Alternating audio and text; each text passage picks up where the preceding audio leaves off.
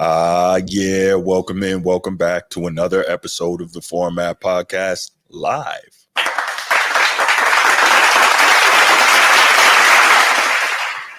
Saturday night edition. So what we're going to do here, we're going to wait a few minutes. We got my main man G coming in.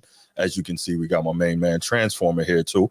And so we'll wait a couple minutes, let that get going, let a couple people hop into the chat, and then we'll get this thing up and rolling. But yeah, good day so far. And college football is back. If you're a college football fan, I know you're happy about that. Well, some of us are happy about that. I am. Hey, I'm happy. Yeah. Irregardless, I'm happy. Okay, that's what's up. Disappointed is a different thing. Facts. Oh man, but yeah, we'll give it a couple minutes, man. But definitely some interesting things going on in the world of sports. Got four what I believe to be pretty interesting topics to talk about with my guys, and hopefully share these thoughts with you all, and hopefully you'll enjoy it as well. Yeah, looking forward to it. And of course, before we even get started there, we got some quick hits, things that are worth touching on, but not worth an entire segment. So it's going to be a good show tonight. But before we even get to all those, what time it is. If you're here on YouTube and you haven't already, please make sure you go ahead, click that like, that subscribe, that notification bell. Make sure you're kept up to date whenever we drop new content on the channel. If you want the audio only version of the podcast, open up your audio podcast platform, hit the search bar, type in The Format Podcast, and we should come right up. If you're enjoying the content, make sure you give us that like, that 5-star review, and drop a comment. All that stuff helps us rise in the algorithm, helps us find more sports fans, helps more sports fans find us. And finally, make sure you write it down, put it in your phone, set an alarm, do whatever you got to do to remember. Saturday nights at 7 p.m. we are live here on the Format Podcast, and we'll give you the opportunity to call in, talk to us, get at me. I love it. I can't wait. Man, oh man. So first thing, what is that? What's that smell, bro? You smell that? That smells like football in the air, Transformer. Oh, okay, I thought you was being funny. I wasn't being funny. It's football. I thought you was being funny. Okay, I smell that too. College football is back, and we got what is this? The final? Yeah, the final week of preseason yes, in sir. the NFL. Yes, sir. What's going on? It's not that serious. Steve, what's good? But yeah, I love it, man. College football is back. This is such a beautiful thing, man. It does something to me, man, because I'm a weird dude, right? And I'll say this. I'm sure I've said it before. I live in Florida, right? And I hate summertime. And I hate summertime, which is crazy, right? I hate summer, and I always have, because in most years during the summer, all you have to watch is baseball. And I'm not a baseball guy. And so I'm going crazy waiting for football to come back, right? Think about it. College football is like the longest off season. And then, of course, you're waiting for the NFL. But now the wait is all over, and we're ready to rock and roll again. Every week we're going to get some pig skin on the field. Man, listen. Oh, man. Listen, bro. It feels so good. It feels so good. It feels so good. All right, so let's do this, man. First thing I want to say, everybody who's here, I appreciate you. Make sure you go over to the YouTube page, click that like and that subscribe if you haven't already. Definitely click that like. Let's get this thing out to more people. We do this every time, man. Click that like. It costs you nothing. It's free. And what do we want to do? We want a more active and more engaged freaking chat section, right? And when you click that button, we get that more people come in, and I love how you guys are chopping it up in the chat while we're talking sometimes, and just go and hit the like button. I already clicked on another video. Look at you, man. You're supposed to be clicking the like button. Hit the like button, guys. Click the like button. It's all free. Hit that right there. All right. So, all right, let's get right to it. G's gonna be with us, but before we even get started on our main topics, let's do some quick hits. So, first one I want to do, and shout outs to my main man Steve Splendor, because Steve messaged me on Instagram, and Steve said to me, he said, we got to have Transformer on the show tonight. I said, well, I'm pretty sure he's going to be on, but why specifically we got to have Transformer on the show tonight? And Steve says to me, because of what happened to his Seminoles. So let's go ahead and get it started. The marquee game of this weekend was the game in Ireland. The number 10 Florida State Seminoles against the Georgia Tech Yellow Jackets. And why don't you take it from here, Transformer? What you got, man? One team showed up, the other one didn't. I think we were too busy looking at the scenery. I mean, it was nice. If you guys look at the game, the views that they were showing, it was beautiful. It was beautiful. Yeah, I it really was. Our defensive line, their eyes was looking at the stands. They were looking at the scenery because obviously they weren't looking at somebody carrying the ball in front of them. Literally Georgia Tech put foots in us, like from the Russian line, man. Look, I was going to touch on that. They got everything they wanted on the ground.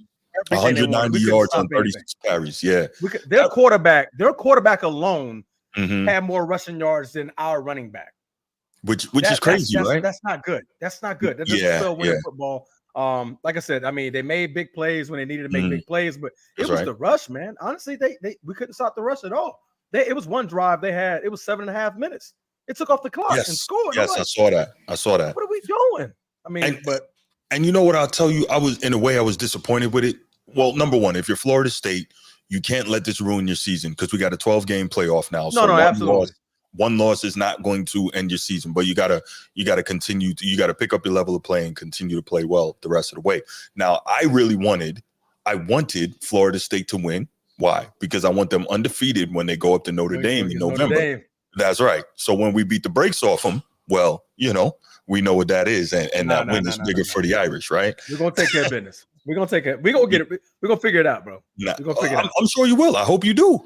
I want you to not lose the rest of the way until you play Notre Dame at Notre Dame in November. That's going to be beautiful.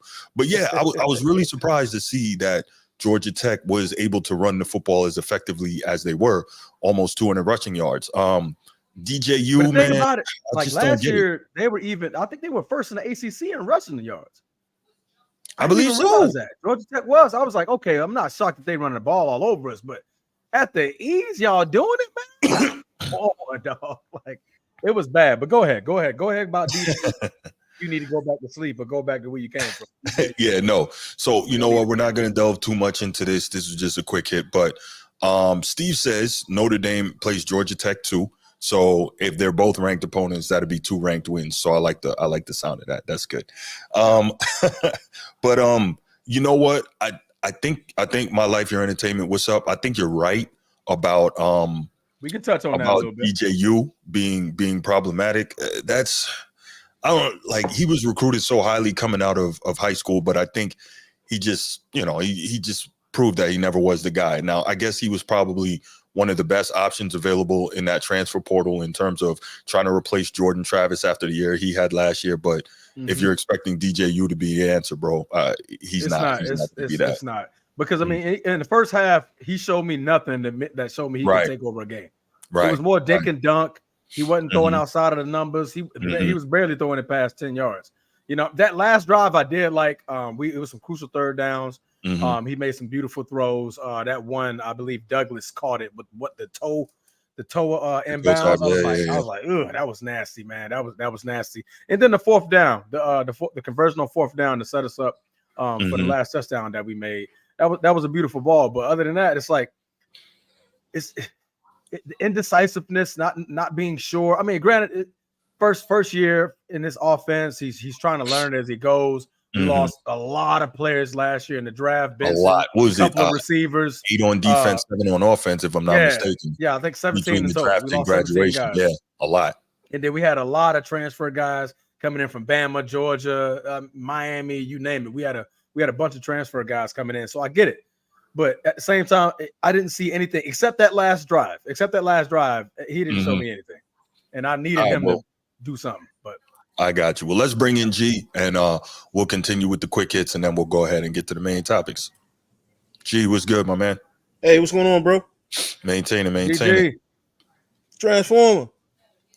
What's up, Chief? What's up, man? I see we caught y'all guys the other day. Pause. You see me what? Green Bay. Ravens, Green Bay. You talking about today? It was a couple days ago, right? We torched y'all today. Was that? We torched y'all today. What are you talking about? Really? Are we? Yeah. Think about something else. 31-7. I didn't watch that game. Was it preseason? Oh, but that's what you was about to talk about, though. That's what it was today. You was about to get 37. Hey, who was watching that game, bro? It was a preseason game. Hey, how quick they switched. Hey, man, leave me alone, bro. Leave me alone, bro. I'm happy to see you, though. Hey, listen, I'm definitely happy to see you, bro. Man, the hell with them goddamn Packers, man. Man, don't do that, G.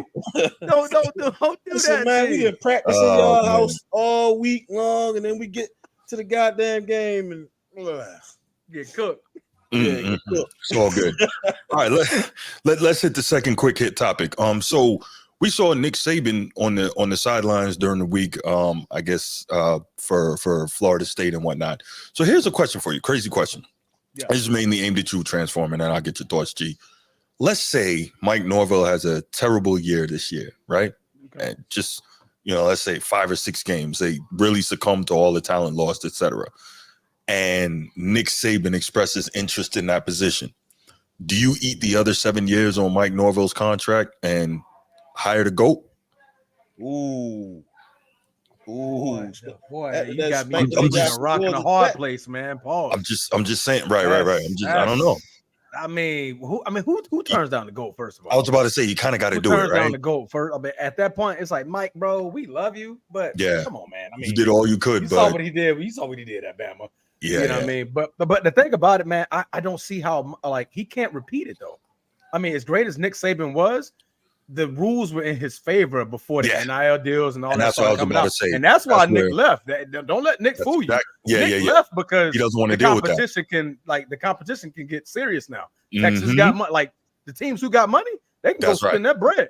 That's right. Like, oh, you under the table paid your players to come down there. Oh yeah, big Bama, do your thing. But Texas, that oil money down there, they like Yeah, Texas A&M. Yeah, big schools, man. So Georgia got endless gold from winning 2 chips in the last few years. I mean, there's a lot of money out there. What's up, Nino? Good question. Good to see you, brother. Good to see you. Definitely. I think I hear what Steve's saying. If Saban wants to coach you, take him. End of discussion. But again, is Saban going to be the same dominant figure now in a situation where everybody else is capable of amassing talent at the same level that you are? And really, Alabama is actually they're at less of an advantage of amassing talent because they simply don't have the same amount of money some of these other schools have. Now, the difference was before Saban was a better coach. And of course, it was rumored that they were doing money under the table. So there's always that. He did. Yeah, he did. But let's be real. Some folks had like 3 first-round running backs all in the same. I'm a journalist, and I have no evidence to prove that. So that's why I say it was rumored that he was doing that. Right? I'm gonna keep it right. So, G, your thoughts, man? If you have that opportunity, like Norvell has a bad season this year, and Saban expresses interest in that job because it is a blue blood program now. If he expresses interest in that job, do you eat the money, let Norvell go, and hire him? Yeah, so I'm hearing rumors about Florida State and the Gators, right? Okay. Whoa. And so like I think when you put his name in the pool, like what does that do to the rest of that league, right? Like if you put Nick Saban is looking to coach again, that's going to open doors that's never. Oh, absolutely. Money is automatically. There. Automatically. It's to the highest bidder for real. That's a skeleton key right there. Yes, absolutely. And so when I look at that Florida State thing, I see him get trashed by Georgia Tech, and then you look at him last year, and they was trying to say by 3. We didn't get trashed by no. Let's not over exaggerate. Outplayed. Okay, outplayed. Yeah, there you go. They lost in the trenches. They definitely lost in the trenches. That shouldn't happen if you're Florida State against Georgia. It should not happen if Florida State. But they were the number 1. Okay, go ahead. All right, it's all good. It's only week 0. It's all good. We just giving you we messing with you, Transfer. I know you are. Week 0. We at week 0. I'm expecting it. Bring it on. One of the greatest coaches at your doorstep, right? He's at the game in Ireland, and he's shadowing you guys and getting your take, and then you lose. And so your coach just got paid a lot of money. But the GOAT is on the sideline. And so it's like, yeah, it goes back to like, yo, do you restructure his contract or not? But I think at the end of the day, I think for him it'll be money. It'll be based off of bread. I'd have to agree with that. Yeah, it'll be based off of bread. I don't think he have any passion or vices towards like Florida State. Although they did ask him, did he have anything to do with them not making the playoffs last year or whatever. Yeah, that's crazy. I don't know what that was about either, but that's about his allegiance, at least last year, to the SEC. And so he's always going to push for the SEC. Why? Because if an SEC team makes the playoff, then that's money for every school in the conference, right? That's not just that one SEC team. So if hypothetically, which we know will never happen, if no SEC team were to make the playoff, then every school in that conference is losing out on bread. So I think that's why they're asking that question. Yeah. All right, so we got two more quick hits and we'll get to the main topic. So next one up is Pittsburgh Steelers quarterback situation. So we know that Russell Wilson was kind of penciled in to be the starter going into camp. He missed a lot of time. We know Justin Fields got a lot of reps, and there were times he was looking good, times he wasn't. And so they had their final game of the preseason today. They lost to the Lions 24-17. And it seems like nobody wants to really, take control of that battle for the starting quarterback spot, the QB1 spot. Russell Wilson, 2 for 2, 26 yards. Justin Fields, 3 for 4, 40 yards. Neither one touchdown, neither one interception. I don't know if the offense is just bad or they're learning the new offense or neither one of them is playing it well. But I don't know, man. What are your thoughts on that? What do you guys see in terms of who's going to take that spot? I mean, honestly, this is a bad look for Russ. Sierra husband, Sierra baby daddy, however you want to call him. Right.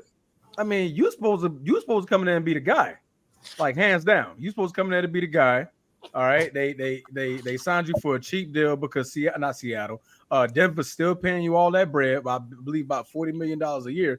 This is your last chance to show that you still belong in this league. So the fact that like you're in Seattle and I mean not Seattle, you're in Pittsburgh, and we know they're gunning for a title. You got Mike Tomlin over there. They're gunning to be in the championship conversation, and yet you can't even outright win the battle against Justin Fields, somebody who Chicago didn't win after 4 years. Right. You're the Super Bowl champion. Right. You know what I mean? You're the 2-time Super Bowl appearance guy. You're supposed to be the leader of this locker room. You're supposed to be the one at the helm and take over this battle just like that. I don't care how long you've been out. You have experience, bro. Get in there and play your game and take the mantle. So right now, that's a problem. That's a huge problem for him. That's if you leaving the door open for Justin Fields, he's going to take it during the season. Yes, he is. I wholeheartedly believe that. So. Oh, my bad. It's my go? Yeah. Can I go now?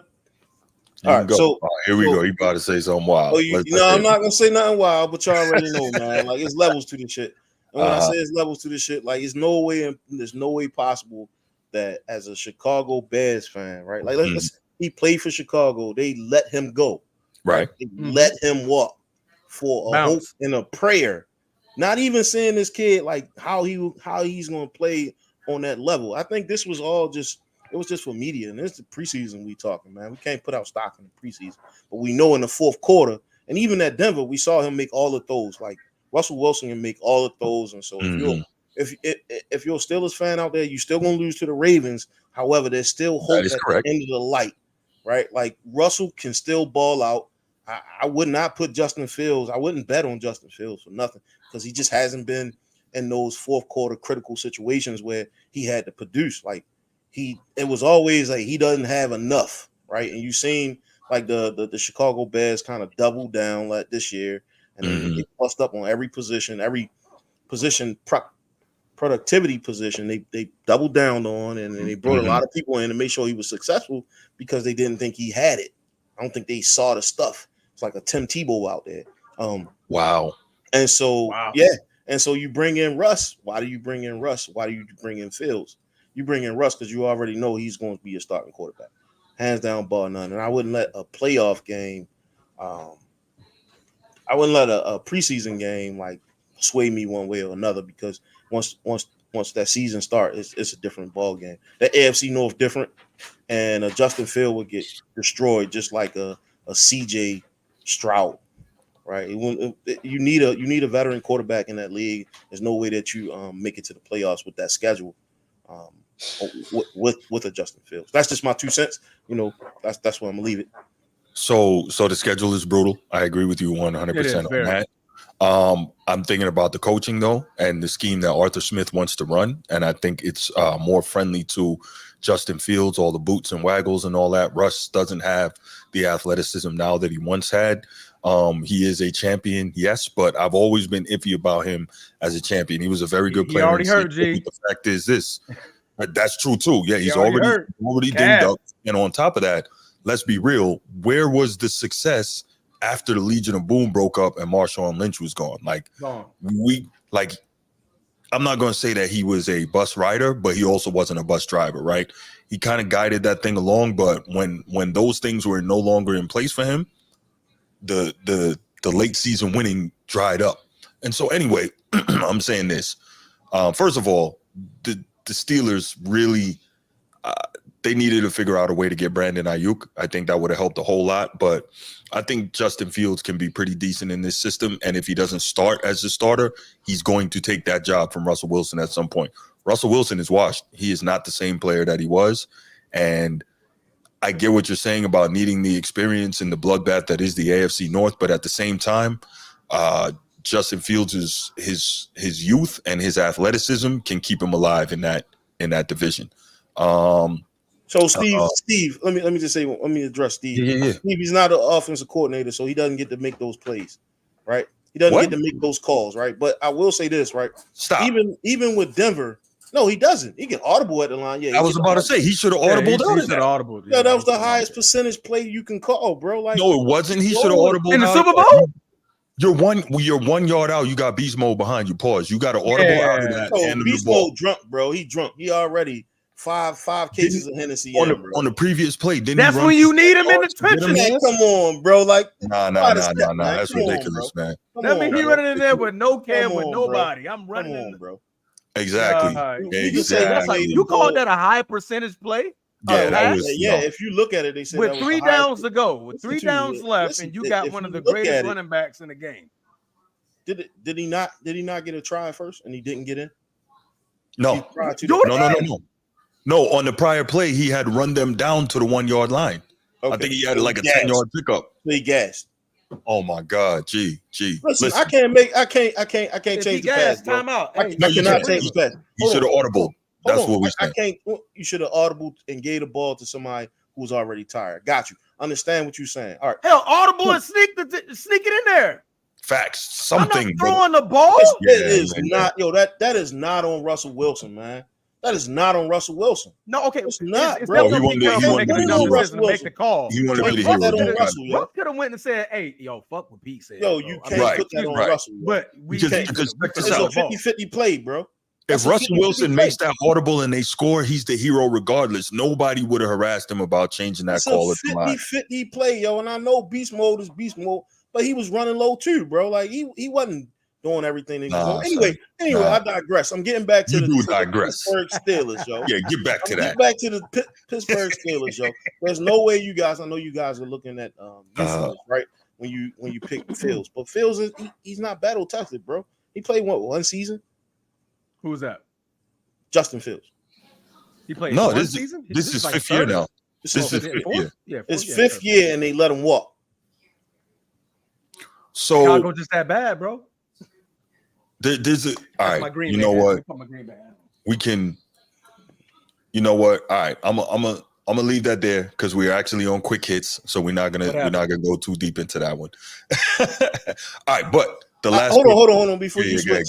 It doesn't matter which one of them motherfuckers show up, bro. Like they still gonna get smashed. And if Russell is hurt, yo, he still got 5 weeks to recover before he start to play smash mouth football. So yeah, let the rookie play, right? Let the rookie play and get the quick 5, and then you still gonna need 2 quarterbacks with the schedule that you can have.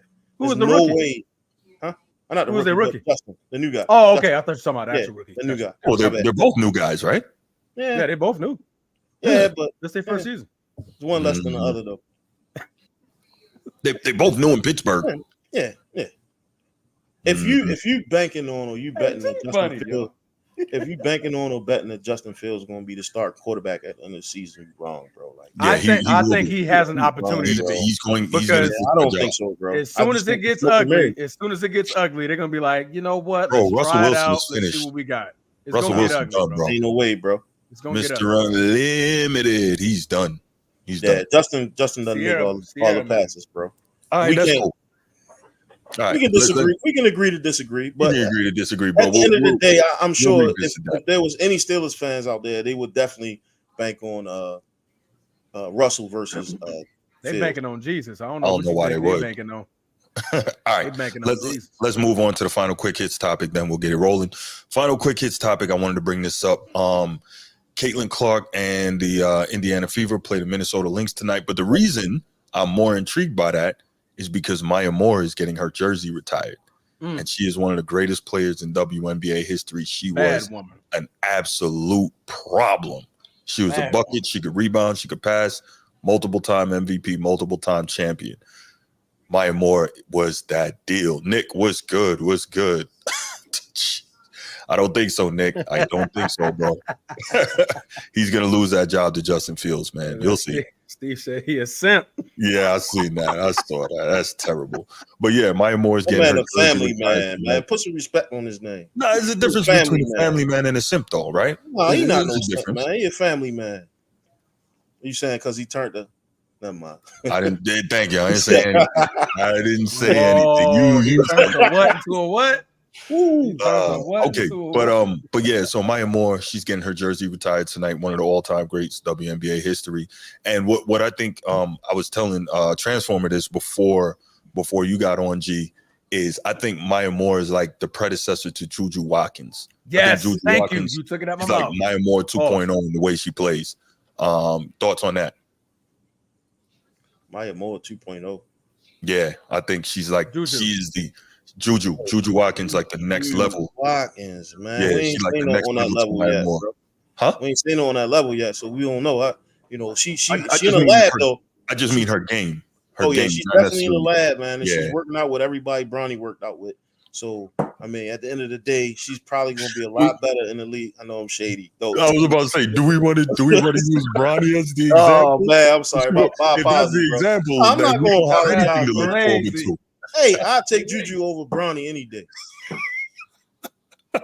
Sure you will. Nah, Juju is dumb nice. She is nice. I put money on it. Put money on what?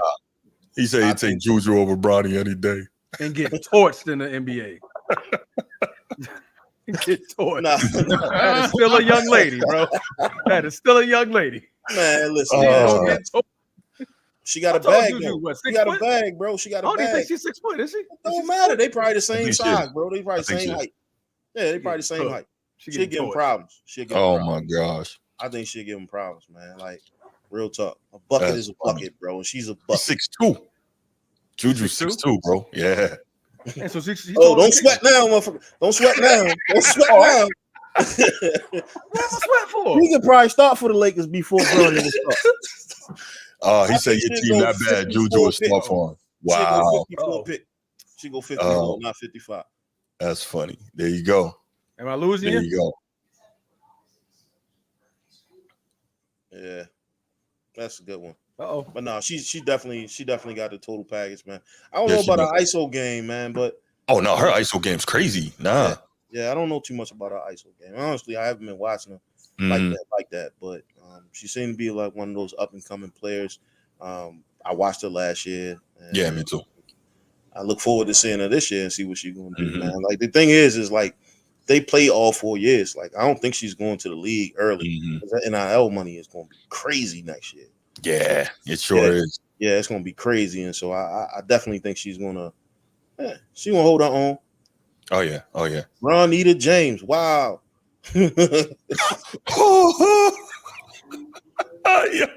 Yo, Nick is can't even go there, bro. Hey, Nick, that's an alley-oop. I ain't even gonna lie, that's an alley-oop, man. Nick, that's terrible, bro. That was a bit much, fam. All right, am I back? Yeah, you back, man. Frozen. He was frozen. Okay. Yeah, he was frozen. Yeah. Oh man. All of a sudden, but y'all screens went black. I'm like, okay. Is it me? Okay. Yeah. So, all right, let's go ahead and those are the quick hits. So, obviously, we talked about James possibility of Saban to Florida State. We talked about the Florida State loss today to Georgia Tech and them getting run all over and punched in the mouth and beaten down in the trenches and physically manhandled. We talked all right, about we get it. Move on. Dang, we get it. Dang. Let us take our L in peace, bro. Facts, week facts. 0, bro. Let's move on. It's all good. It's all good. We talked about Maya Moore getting her jersey retired for the Minnesota Lynx tonight, and we talked about the Steelers quarterback situation. So those are our quick hits, and let's go ahead and move to the main events, right? Not the main events. Let's go to the undercard, we'll call it, and you'll know when we hit the main event. What's up, real quick though? Quick. So I was looking at the Brandon Aiyuk to the Redskins. Did you guys hear about that? Commanders. Yeah, the Commanders.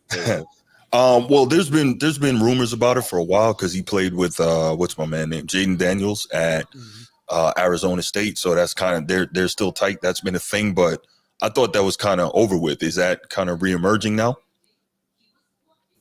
I thought San Fran was trying to pull him back in there. That's what I thought.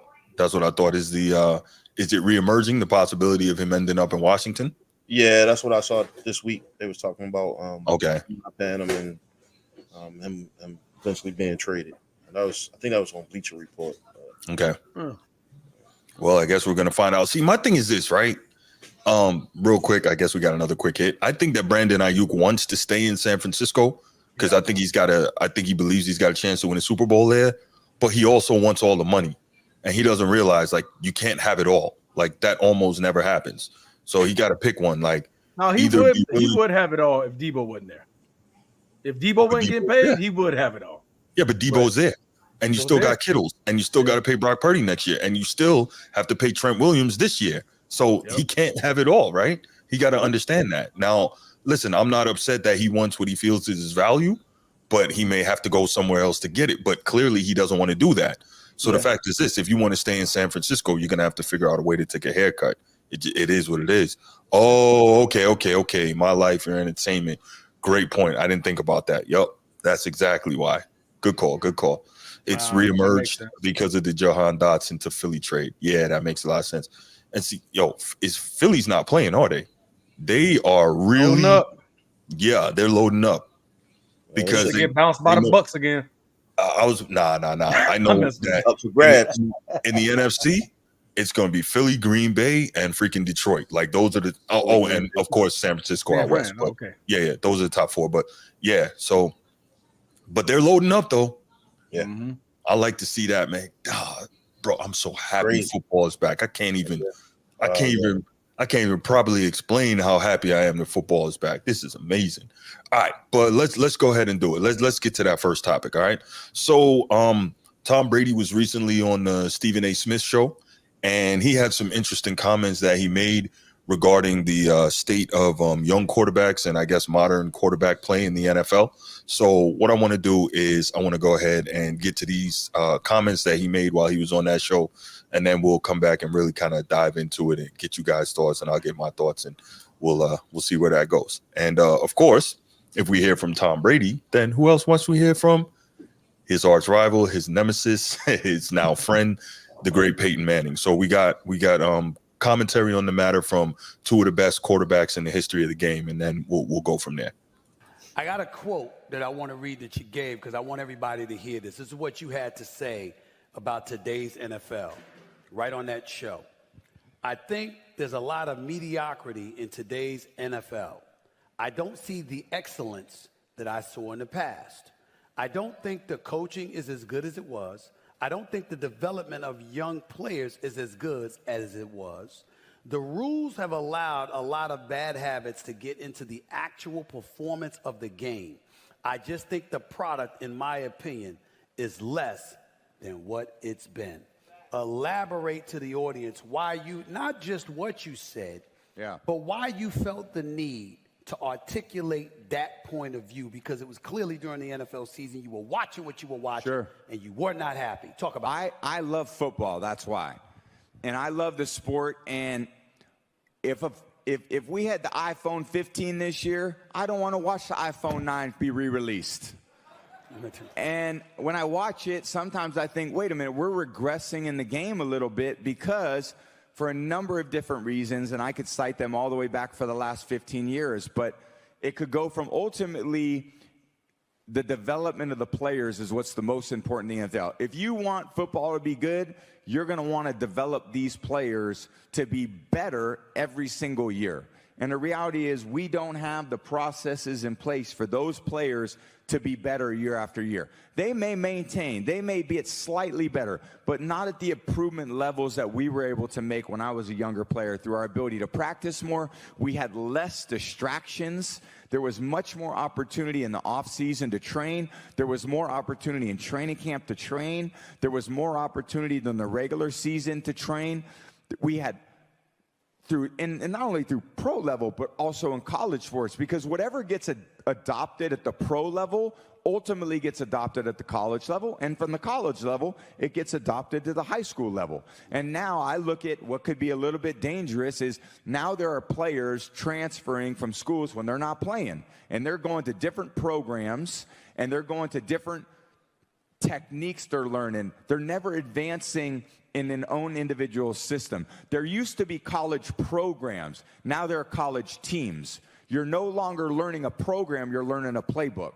Mm-hmm. And the program is ultimately, like at Michigan, for me, that was a pro-style program. 5 years, I got to learn how to drop back pass, to read defenses, to read coverages, to be coached, to deal with winning games, to deal playing in Columbus, Ohio, in front of 110,000 people. Right. I had to learn from being 7th quarterback on the depth chart to moving up to 3rd to ultimately being a starter. I had to learn all those things in college. That was development. Then I went to New England, and I was developed by Coach Belichick and the offensive staff there.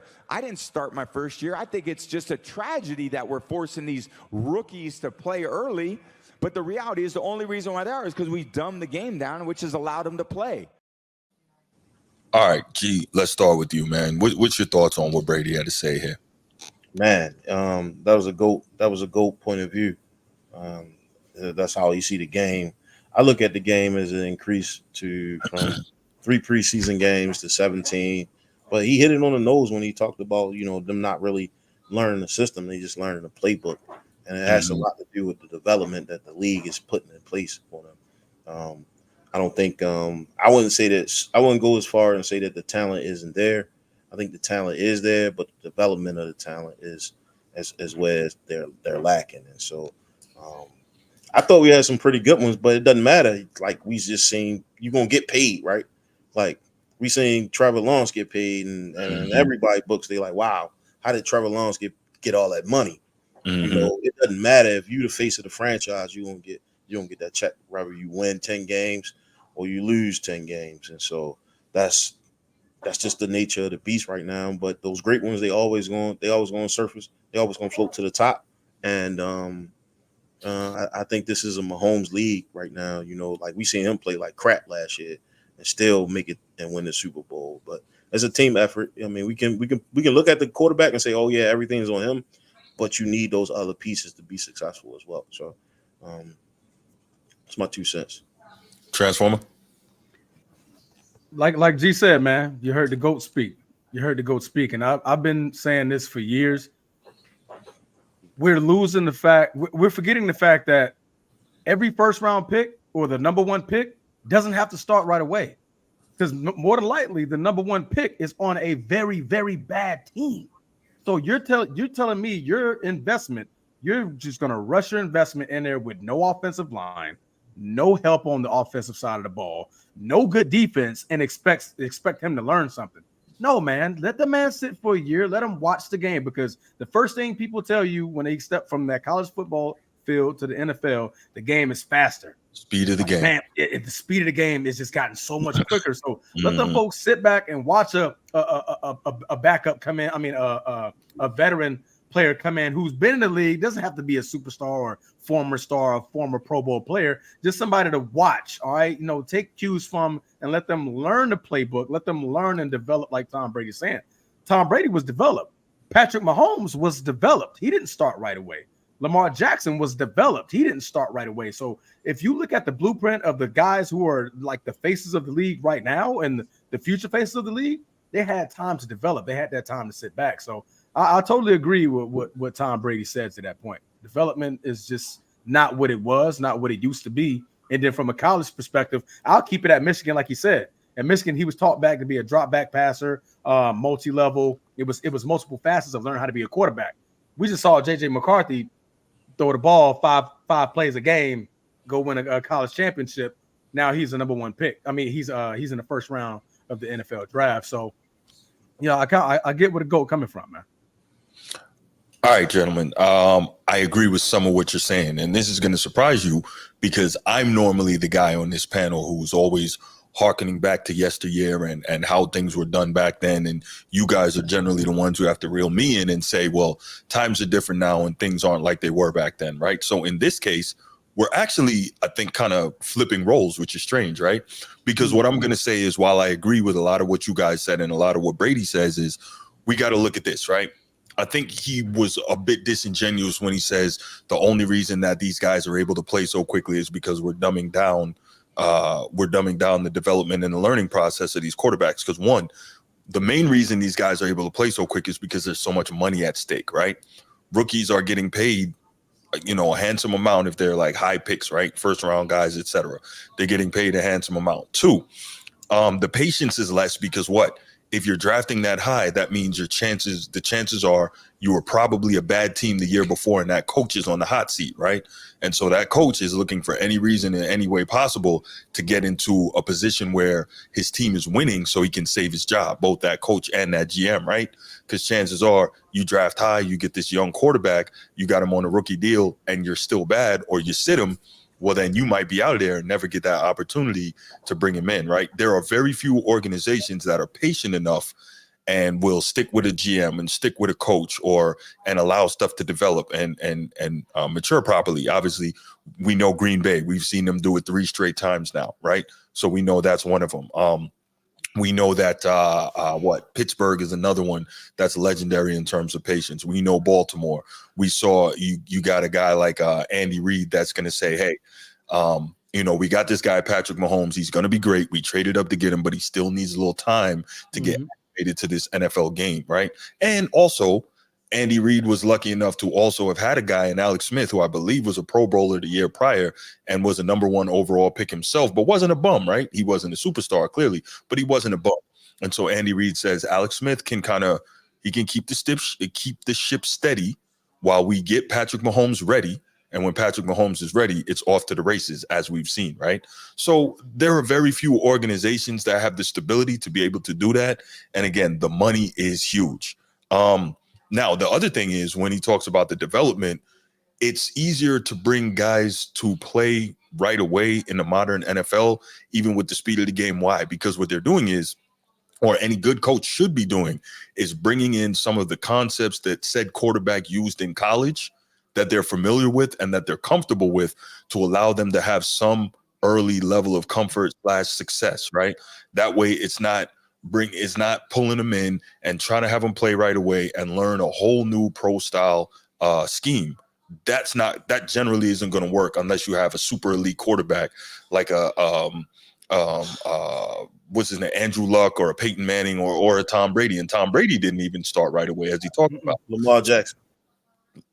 So there's different things that Lamar Jackson was able to do what he was able to do because of his extreme freakish athleticism. And that's no shot at Lamar, but that's just such a game changer. Anyway, and even still, they did a whole ton of read option stuff with him to simplify the field, to simplify what he was seeing and what he was doing.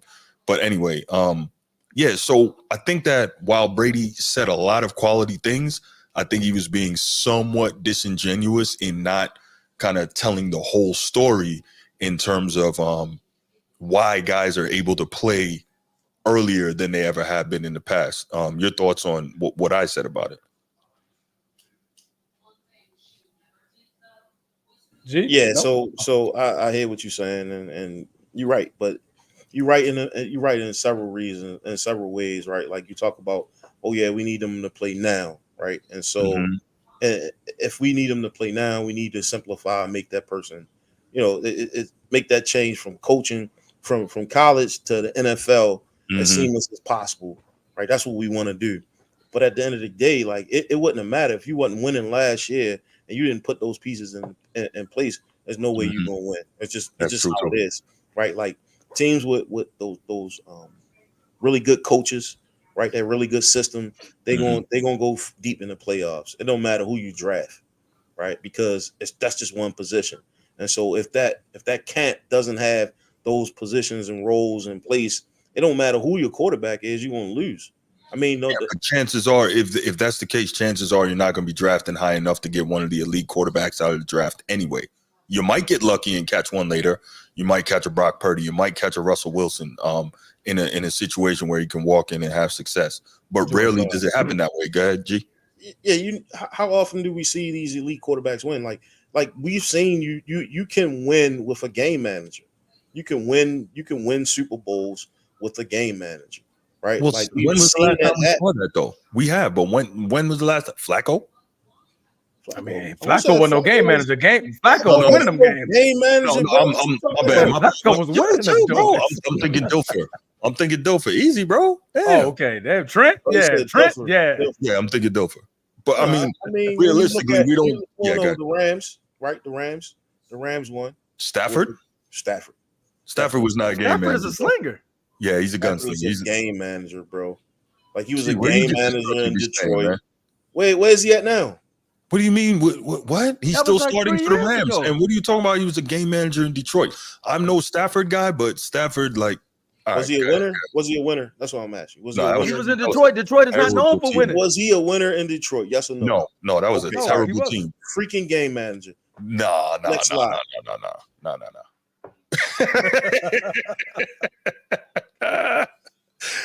wasn't putting the team on his back. He wasn't doing those things to win games.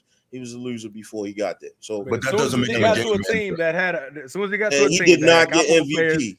He did not get MVP. Coaching. He won the Super Bowl. Game manager. He didn't get MVP. No, that's we talking about Tom Brady, bro. You can't talk about the lesser. That's absurd to call. And I'm no Stafford guy, but that's absurd to say. Game manager. Is he in your top 5? That doesn't make you a game manager, bro. For real?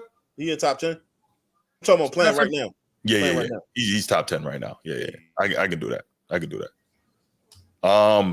Yeah, Steve. You're right. Russell Wilson was a game manager who could make plays. I agree with that. Transformer, go ahead. What are your thoughts, man?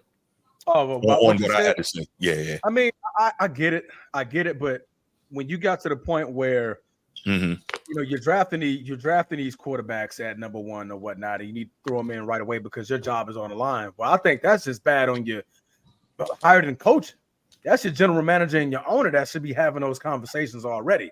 Like, hey, look, sit down with the coach. Like, hey, we're about to get the number 1 pick. We know we're going to go for a quarterback.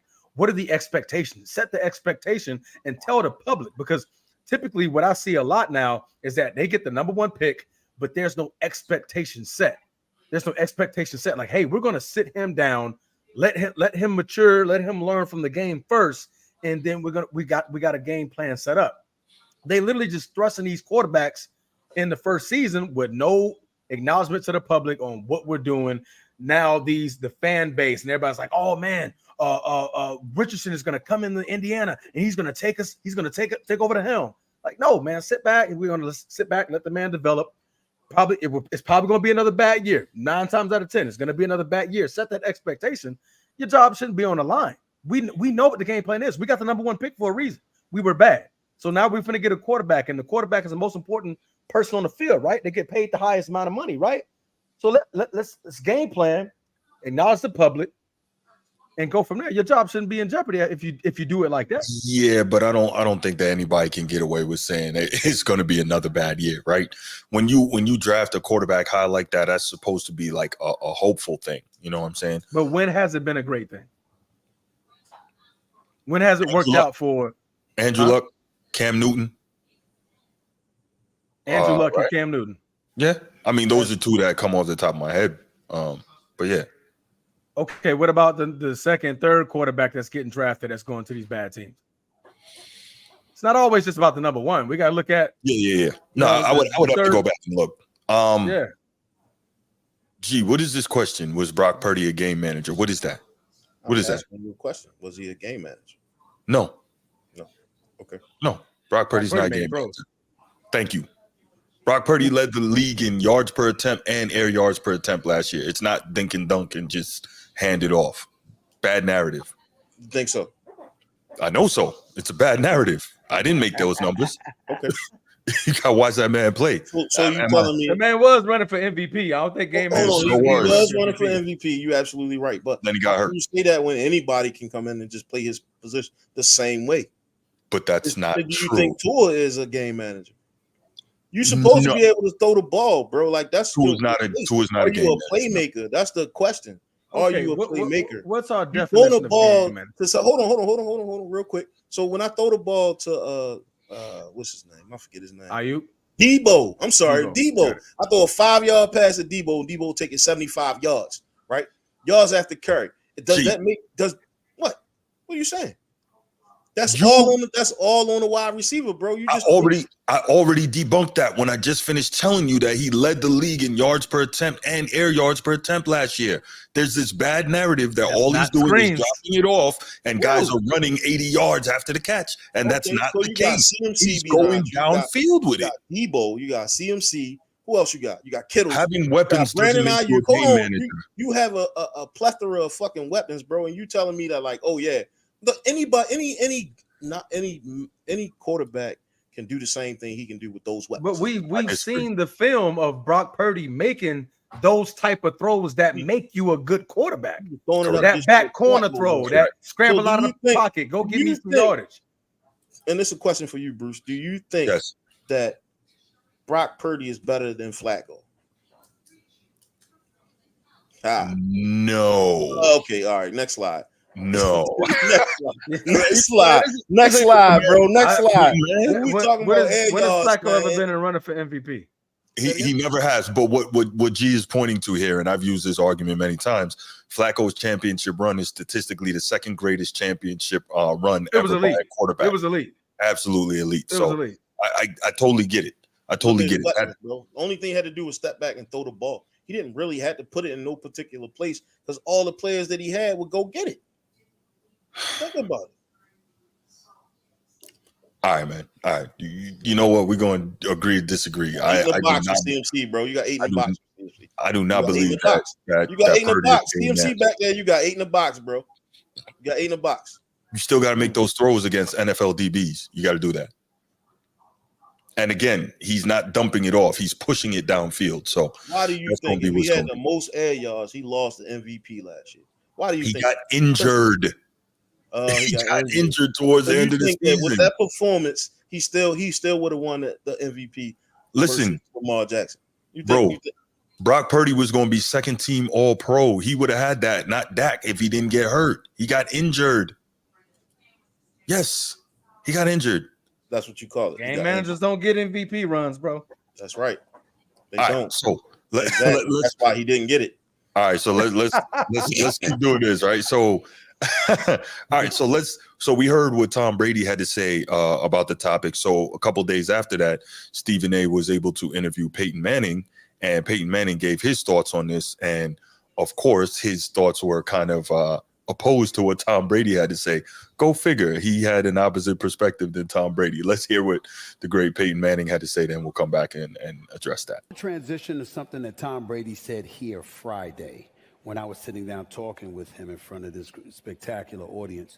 He talked about today's game compared to what it was back in the day. You know, you started as a rookie. You played every game of every season with the exception of your last year. In 17 seasons, 16 seasons, you didn't miss a game. When I'm not talking about 2011 when you set out, but I'm talking about every season that you played every game of the year except that last year. Tom Brady talked about how he has a concern because in today's game, they sort of dummied down the game for the modern day quarterback compared to what it used to be. How do you feel about that, and do you feel that's accurate at all? Yeah, it's hard to say. I mean, to me, there's different offensive systems. Look, the game's still hard.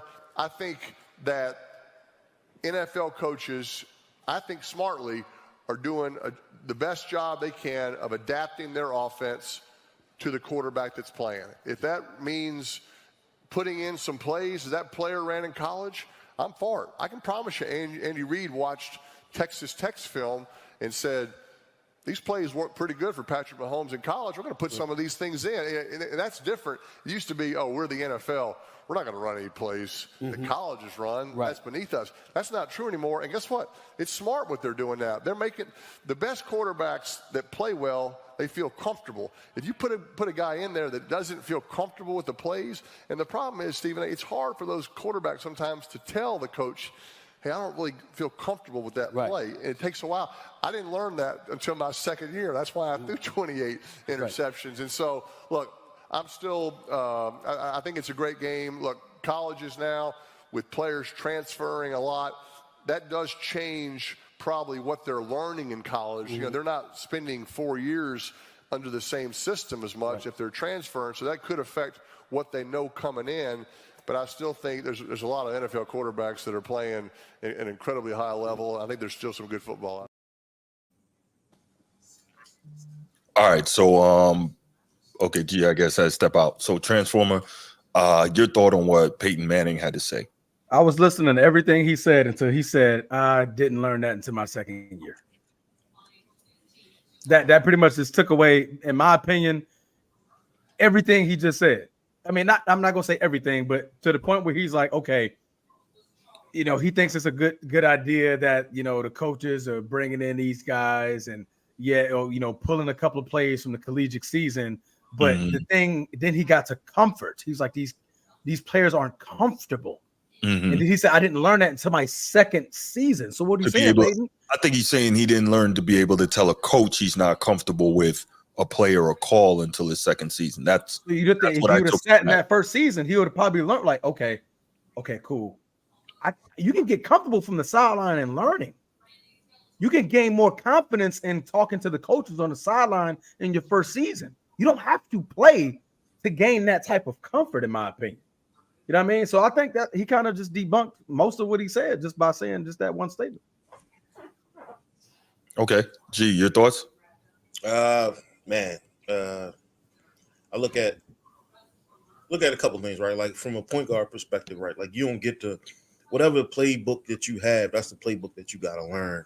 Like I don't think you should have the ability to be able to, like, oh yeah, we're gonna pull plays from when you played in college, right? Like they get paid a lot of money to play football. That's true. There's no reason that, you know, you coming on a new system on a new level of football, and now we need to digress and go. We need to go back to when you was comfortable as a football player, right? Like we seen it with Lamar Jackson, right? Like we seen him go to that RPO style game. We seen him, you know, you see that with a lot of like run pass or dual threat quarterbacks, right? Where you know, or we see that when the offensive coordinator, right, is a run heavy offensive coordinator. You don't get to pick who your offensive coordinator is. Right, you don't, once they draft you, whatever your offensive coordinator is, that's what you got to go with, and it's up to them to make you as successful as possible with the plays that they call. But if you know that this player isn't like, if you know this player can't make all the throws and you still draft them, or they don't learn really quick and you still draft them, that's on you as an organization. I think that's on you as an organization. Like I can't say. I'm kind of stepping away from the whole Tom Brady and the Peyton Manning by saying that like all these players that they either not ready or they are ready. I think each situation is different, and you can't put like a blanket over or cookie cutter style or like when it comes to these quarterbacks, because it's up to the organization to mold these guys, and if they not, then that's not a good program to be in. That's not their fault. You look at Andy Reid and how he was able to put all the threats, everything around that player to be successful. You look at, he also took from what they were doing at Texas Tech, not all of it, but some of it, in order to better to like ease the transition from college to the pros. And I'm not saying that I agree with your point wholeheartedly. These guys are making a whole ton of money, and they need to be prepared to do whatever it takes to learn whatever system they're running. However, certain systems don't benefit certain players as well. For instance, right? I know you'll remember this, G. Priest Holmes, when he was with the Ravens, right? I think he had 1,000-yard season or something like that, right? He had maybe 1,100 rushing yards. Then he goes to Kansas City, right? And Dick Vermeil had left St. Louis, goes to Kansas City, takes that scheme with him, puts Priest Holmes in the same scheme Marshall Faulk was running, and Priest Holmes becomes a record setter. Set the record at the time for most touchdowns in a single season by a running back. Ran for like 1,600 or 1,700 yards. Got absolutely busy. So I say it to say that every scheme doesn't fit every player the same way. So if I'm a coach, yeah, it's your responsibility as a player, G, to learn my system when you come in. However, if I want the maximum amount of success, I'm going to bring you some things to ease your transition and to help build your confidence and to help you have success, because I know these are some things that you can do well. So it's not about trying to necessarily stick a round peg in a square hole, right? It's not necessarily about that. We have to be able to make adjustments as a coach. It's like you can't coach everybody the same way. You know what I mean? Yes. So that's kind of where I am with that. So I see what Peyton is saying as well as I see what Brady is saying. I think there's merit to both arguments, but I'm not totally averse to trying to wed some of the concepts that a player had success with on the collegiate level to what they do in the pro. I don't see anything wrong with making it easier for them in terms of what is a very, very difficult transition for just about every player. Okay. All right. So let's go ahead. We'll leave that there, and we will open up the phone lines. Definitely would love to hear what you guys have to say about this topic. Brady's comments, Peyton Manning's comments, 904-219-8264. 904-219-8264. Call in, give us your thoughts, and if you haven't already, please click that like button on the YouTube page. All right, let's get it. Ooh, Texas lands #1 safety. Picks the Longhorns over LSU and Texas A&M. Yeah, you know what that's about.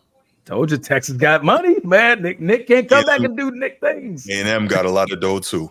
A&M's got a lot of money as well. All them Texas teams, man. Mm-hmm. Texas, but they've been waiting on that NIL and all that stuff to come about. Like they praying. Like you put us in the game, you put money on the table. Facts. Oh, we back in the title contention. Facts. Just like that.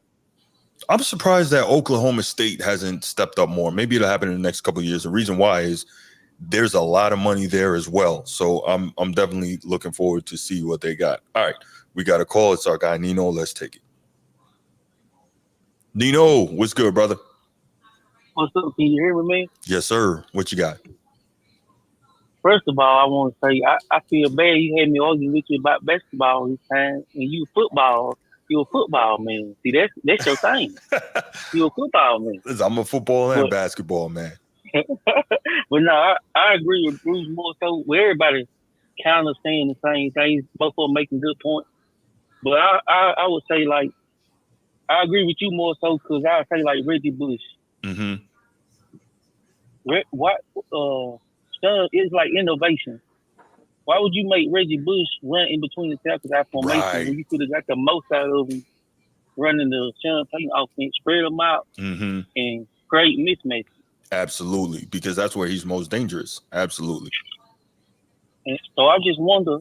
So I wonder what if, like, y'all remember Dante Hall? What if them players got to play in these type of systems where they had more options than to spread out in that formation, one receiver, one corner?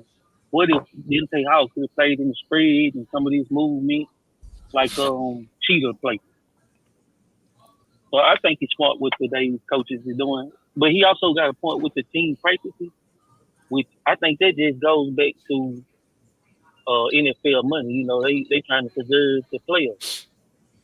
So it's always a point when you ain't practicing. But I would say I agree that it's smarter to adapt to your player, to your personnel. Yeah, no, I agree with you, Nino. I think we can look back and say there's probably a lot of players that maybe could have had more success in the NFL had coaches back then been a bit more willing to bend and put them in positions that are more advantageous instead of forcing them into a system that they weren't necessarily best for. So I agree with you on that. So do you think that that's the cause for so many busts in the NFL? Like we see there's been a lot of first round busts, right? Going back to like the early 80s, 90s. You've seen a lot of #1 picks go, and then 2-3 years later they non-existent. Well, I think it's a combination of that and what Transformer said. every player don't need to be playing this first 2-3 years, first year to second year. Every For player, example, Bryce Young. Yeah, he shouldn't have been. He shouldn't have been out there. And your team power, and you don't have a line. No, I agree. So it's like I agree with both of them. I hear you on that. Anything else you got, Nino? No, that's all I got. All right, brother. Thank you for the call. I appreciate you, man. And by the way, you're gonna love the third topic, so stay with us. All right. I'm with y'all night, man. I'm with y'all night. I appreciate you, man.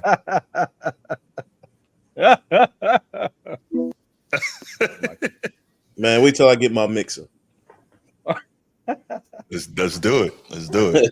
You get those drops in. So if we all get a mixer, we can all put drops in? Yeah.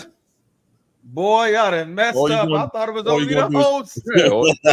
Oh, yeah. Oh, no yeah, doubt. y'all ain't messed up. Y'all ain't messed up, player. Get me one now. I got you. I got a recommendation for you when we get off. All right. Okay. So let's go ahead and we will switch to the next topic. So again, it's football time, y'all. So y'all are gonna see just more and more football topics. We're gonna be inundated with them. We love football here on the Format Podcast. We love basketball too. We love sports, but it's football time. So the next topic we are going to do, and this is something I've been thinking about since our last episode, where we discussed Peyton Manning talking about his top 5 quarterbacks playing in the league right now. So that led me to thinking about who I believe are the top 5 greatest quarterbacks of all time. And you probably could tell who I think they are just by looking at the thumbnail. But we're talking about all time, Steve. So this is the topic now, top 5 QBs all time. Because remember last time we talked about Peyton Manning's top 5 current QBs. So what we're going to do is who wants to start? Who wants to start with their top 5 QBs? And we'll discuss this out. Then we'll open up the phone lines for our callers. I guess I'm starting. I don't think he was on when he did the top 5, right? Maybe not. I don't think you were there. Okay. All right. So if you're ready, I mean, you can go ahead and start off. If not, mine is very simple. Go ahead. You go. I know you're going to do something ridiculous, Transformer. It's not going to be ridiculous. You're going to do something you should not do, and I already see it coming. For the top. Okay, listen. All right, we can't start off the conversation without putting Brady at the top. I mean, that's okay. Fair enough. All right, that's fine. Just going to put Brady in the top. All right. Okay. In no specific order after that. We get Tom Brady. Before you do that, why is it Tom Brady? Why is it Tom Brady? I mean, for what you're seeing on the B roll right here. You know what I mean? The Atlanta comeback from 7-time Super Bowl champ, from doing it on multiple teams, coming into Tampa, doing what he did in Tampa. Mm-hmm. I mean, I got nothing. I used to try to make an argument against it, but every major quarterback stat being at the top of the list. Being at the top of the list. I mean, you checked all the boxes when it came to like, what can you do to be the best that the game has ever seen? Mm-hmm. You have the numbers. I got the Super Bowls. Mm-hmm. I had the woman, but you know what I mean? So it's like I had it all. You know what I mean? So I was the greatest that you've ever seen. So I don't think it's no question. I mean, Mahomes he's on pace to be that. I think he has a very good shot of being that, especially if he stays with Andy Reid and that system and the things that Mahomes can do with the football, extended plays, be that guy who can literally put the team on your back in the fourth quarter in a Super Bowl game and have that game-winning drive. So definitely Mahomes. You can't have a conversation without Joe Montana and what he did in San Fran and those 4 Super Bowls. Peyton Manning. I mean, Peyton Manning was probably one of the greatest quarterbacks. He would have had a higher stake, in my opinion, if he just didn't keep running in the time. You ran wait. You got Mahomes already in the top 5? Oh yeah, I got Mahomes in the top 5. Okay. I'm no question. Go ahead. Yeah, I mean, 3 Super Bowls already. What he has 2-3 MVPs. He got like 2 MVPs and 3 Super Bowl MVPs. Yep. 2 MVPs, 3 Super Bowl MVPs. He's on the yards say it. He's done that all in 6 seasons. Yeah. People forget that. He's done that all in 6 seasons. Like he's had a career than for people that's played. He's had a Hall of Fame career already. Yeah. So I mean, I can't leave him out of it, and he has an opportunity to three-peat. He three-peats, and it's automatic. But Peyton Manning, like I said, that's going to be my fourth guy. That's going to be in there, and my last one, the fifth one to me is interchangeable because I went back and forth with it a little bit. But I'm gonna go with my guy Aaron Rodgers. I knew you. See, that was the ridiculous. I knew you. I had honorable mention Brett Favre. I thought about Dan Marino and things like that. But I think when you look at it side by side, what are the differences that you can say between those guys? I mean, all one Super Bowl except Dan Marino. Aaron Rodgers got one Super Bowl. Brett has one Super Bowl. Both of them are multi-time MVPs. I think Aaron Rodgers has them by one. But if you got all of those things the same, what can we differentiate between the two? I got to look at the numbers. Okay, that's cool. The reason I differentiate Brett Favre and Aaron Rodgers, people give Aaron Rodgers the nod because Aaron Rodgers didn't throw the picks like Brett Favre did, right? And okay, I get it. But Brett Favre, they played about the same amount of time. Brett Favre had more come from behind wins, right? Aaron Rodgers, when he believes the game is out of reach, he kind of shuts down. I don't know if it's to protect his numbers or what, but so Brett Favre had more come from behind wins. Yeah, he threw more picks, but when he retired, he had all the numbers. And Aaron Rodgers is never going to have all the numbers, even though a lot of people put him ahead of Favre. It's kind of weird for me, but I personally put Brett Favre ahead of Aaron Rodgers, and that's not to disrespect Aaron Rodgers. If you have him ahead of Favre, that's okay. Not mad. Like I said, I mean, it was close, but like I said, I mean, those numbers have to matter, right? I mean, touchdown to interception ratio. I mean, Brett Favre has him by 200 interceptions. That's a lot of picks, bro. That's a lot of picks. I mean, if you look at it from that perspective, I got the numbers right here. We got 508. Is this Brett Favre we talking about? Brett Favre, yeah. Don't even do it, G. We talk about between the lines, bro. Hey, if you want to talk about off the field, hey, Aaron Rodgers not in my top five. Aaron not even in my top five. I'll take him out. Is crazy, man. I knew it. I was there. The perk 50s, the ding-a-ling picks, and the whoa, keep it PG. I was trying to keep it PG. PG, my bad. Stealing money from the poor. Yeah, not good. But no, the robbery. The food stamp queen. That's what they allegedly stealing money from the allegedly the food stamp queen. Yeah, the crazy work. Yeah, I don't got no to get sued. He sued Shannon Sharp for that. I don't got what Shannon Sharp got. Yeah, man. Listen, ain't no need to get. Hey, if you're stealing food stamps, you'll sue everybody. So, if you stealing food, if you're allegedly stealing food stamps, how you got money from a lawyer? That's what I want to know. I'm just saying, like, I don't know. Where you get lawyer money if you allegedly stealing food stamps? I don't understand. Man, that was crazy. You bought like a tennis facility or something with food stamps. All right, guys, top five. Top five. Got to wheel y'all in real quick. Jesus Christ. See, this is what happens when we let G come on the show, man. Man, I'm always here, bro. Everybody knows who it is, man. So, G, your top five, sir. Starting with Tom Brady. Go ahead. All right, everybody got Tom Brady in their top five. But I ain't gonna do no if you don't. Order. What I will say is it was blatant disrespect not to involve any of the dual threat quarterbacks in y'all top five. I think that was which one? No, I mean, Aaron Rodgers dual threat. Who you talking about? Who you said? Joe and Aaron Rodgers. They were dual threat. And he also had Transformer Mahomes in there. Mahomes is not a dual threat anymore. He literally just led the Super Bowl in rushing yards. Broke his knee too. Like, anyway, so here's my top five. Hey, come on, bro. That's what we doing. Go ahead with your top five, brother. Man, everybody know that this Super Bowl was a Taylor Swift Super Bowl, bro. Come on now. Like, we already know this. This was the American Dream Super Bowl. This was to bring the Which one? This past one, yes. Nah. This was more of a Taylor Swift concert than it was a Super Bowl. That's the case. Taylor Swift should have won MVP. That's dual threat, bro. That's dual threat. That's a dual threat. That's dual threat. I mean, tackles, no tackles. All right, now we're gonna slide. That's not dual threat, bro. He's protecting himself.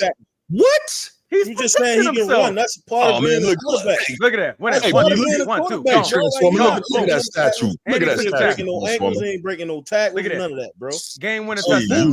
Right now saying that he's not dual threat. Bootleg, bro. It's a bootleg. All right, go ahead though. Go ahead, man. But I see y'all. You know, if that's your representation of a dual threat quarterback, then you must don't know who Vic was, right? You must don't know who Lamar is. He's in top 5 all time. He's definitely in my top 5. Top 5 Madden quarterbacks of all time. Yes. That is that's absurd, man. I don't know where you getting this stuff, bro.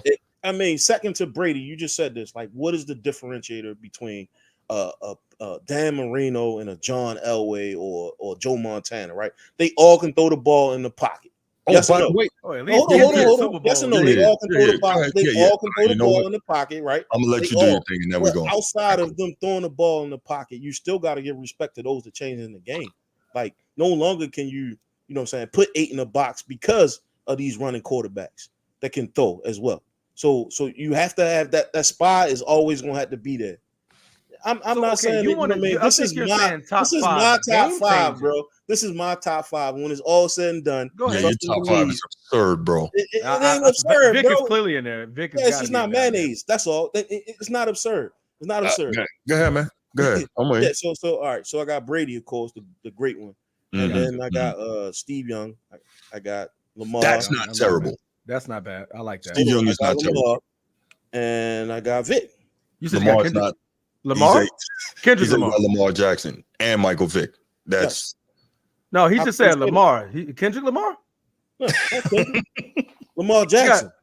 Lamar Jackson. He's not a top 5 all-time quarterback. That man can't even win a goddamn playoff game this this year, 5, bro. This is my top 5, bro. How can you say that? This is my top 5.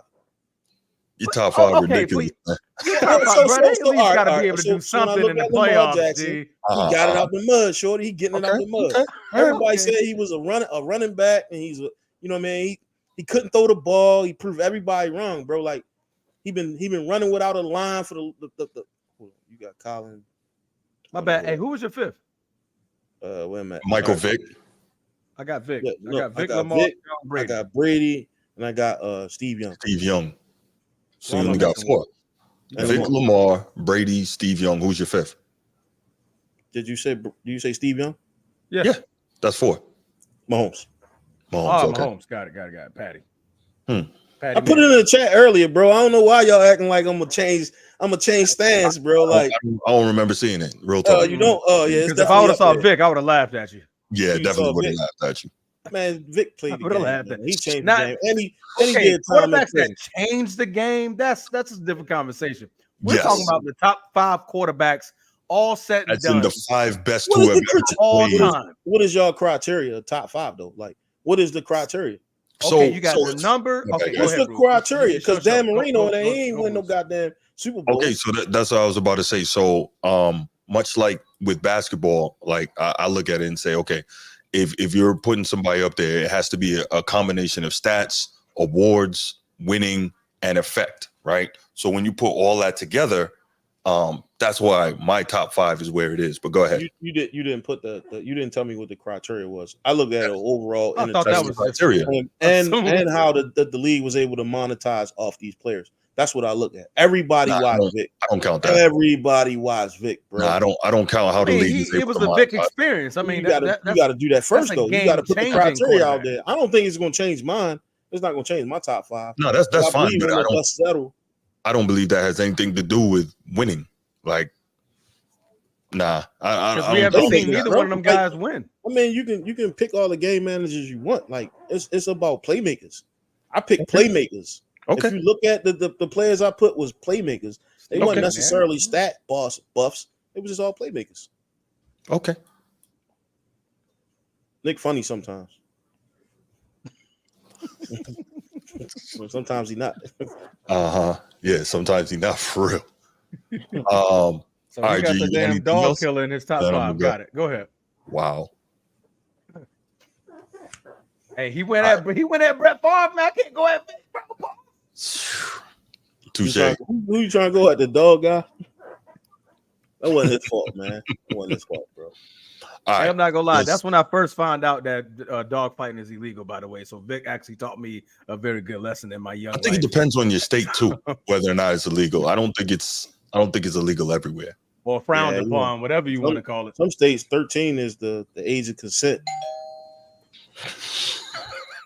Ask Carl Malone. Oh, Bruce, top five. Bruce, top five.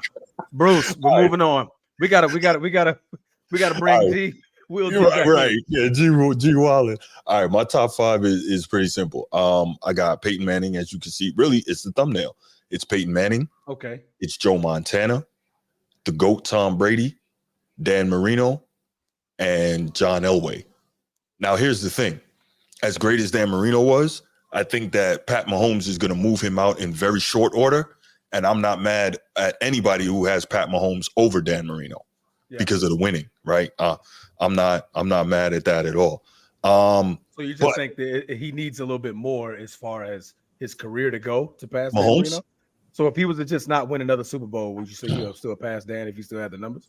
All right. So the thing is, it's real hard to compare numbers, just like basketball. It's real hard to compare numbers now to numbers then. And the reason that I give Marino so much is because this dude, remember back then when Dan Marino was playing, it was a running back league, right? And Dan Marino was putting up passing numbers then like dudes are putting up now. You know what I'm saying? I believe he was the first player ever to 50,000 passing yards.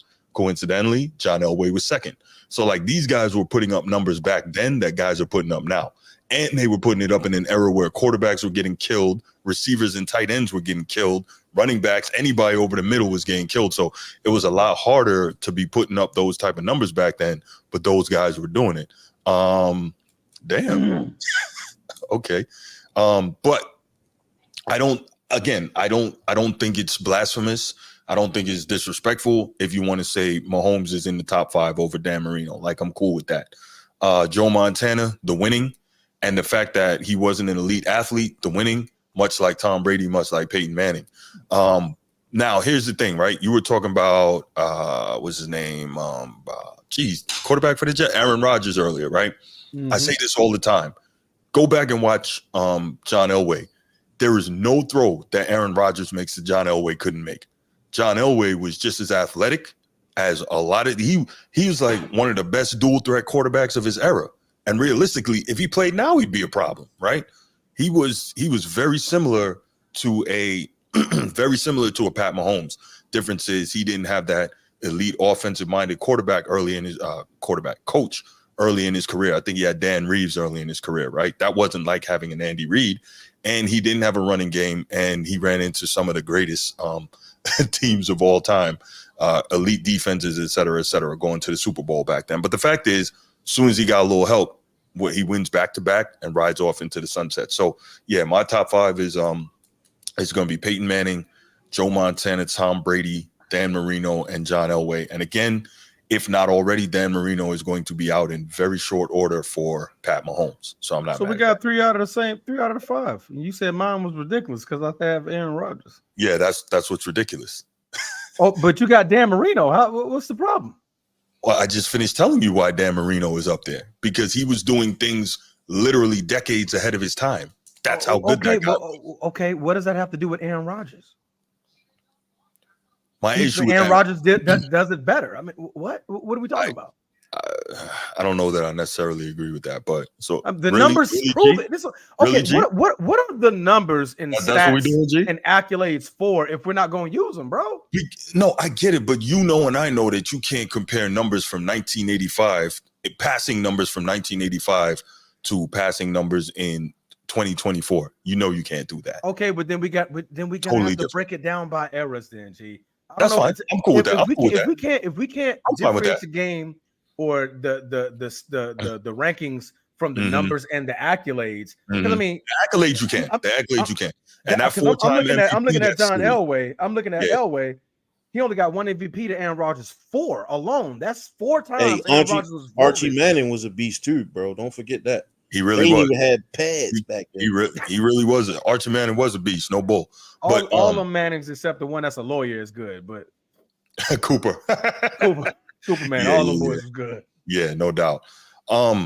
But I hear what you're saying, Transformer.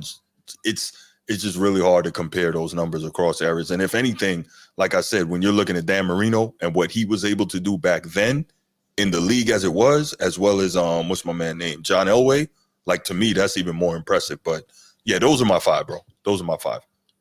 Y'all want to go ahead and open it up, see what anybody else has to say about this? Pause. Oh my God, I'm not opening nothing up, sir. Can we open the phone lines up? Woo, boy. You know what? I gotta get that shirt that what's his name had, man. Man down Mel.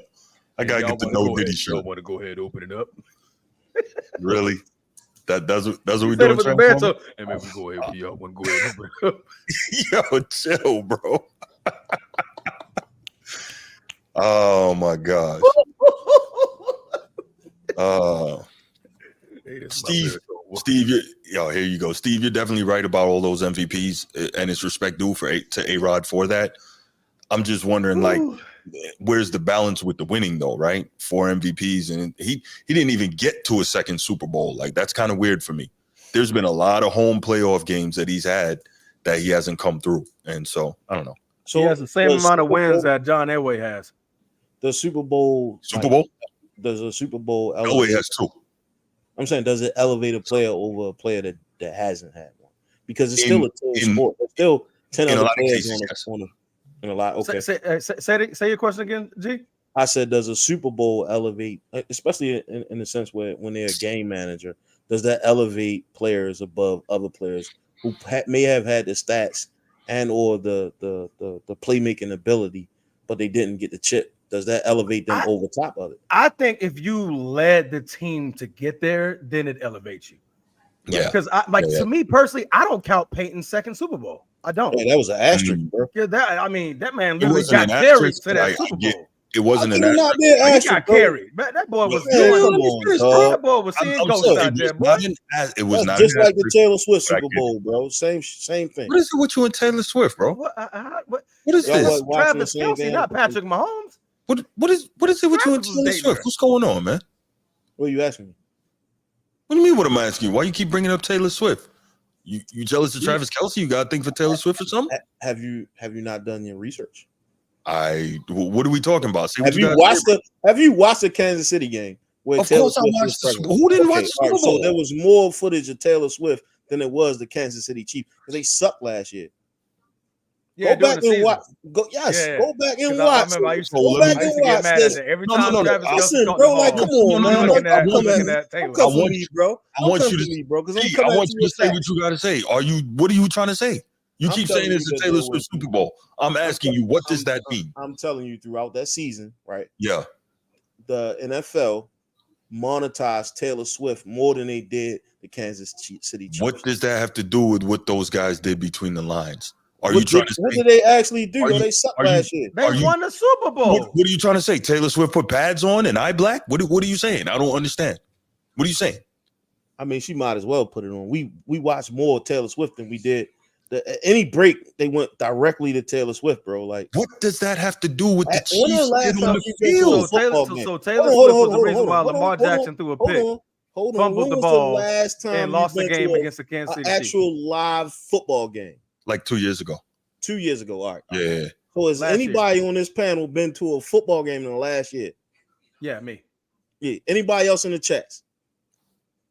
All right, I'll wait on them. But what I will say is, anytime a Taylor Swift song come on at the stadium, you will, if you look around, you will see all the women in the freaking stands they will, singing Taylor Swift songs. So they finally got something to do at the game. Hold on, Transform. I'm waiting to hear this. Yeah, when I say this is about money, bro, this is about money.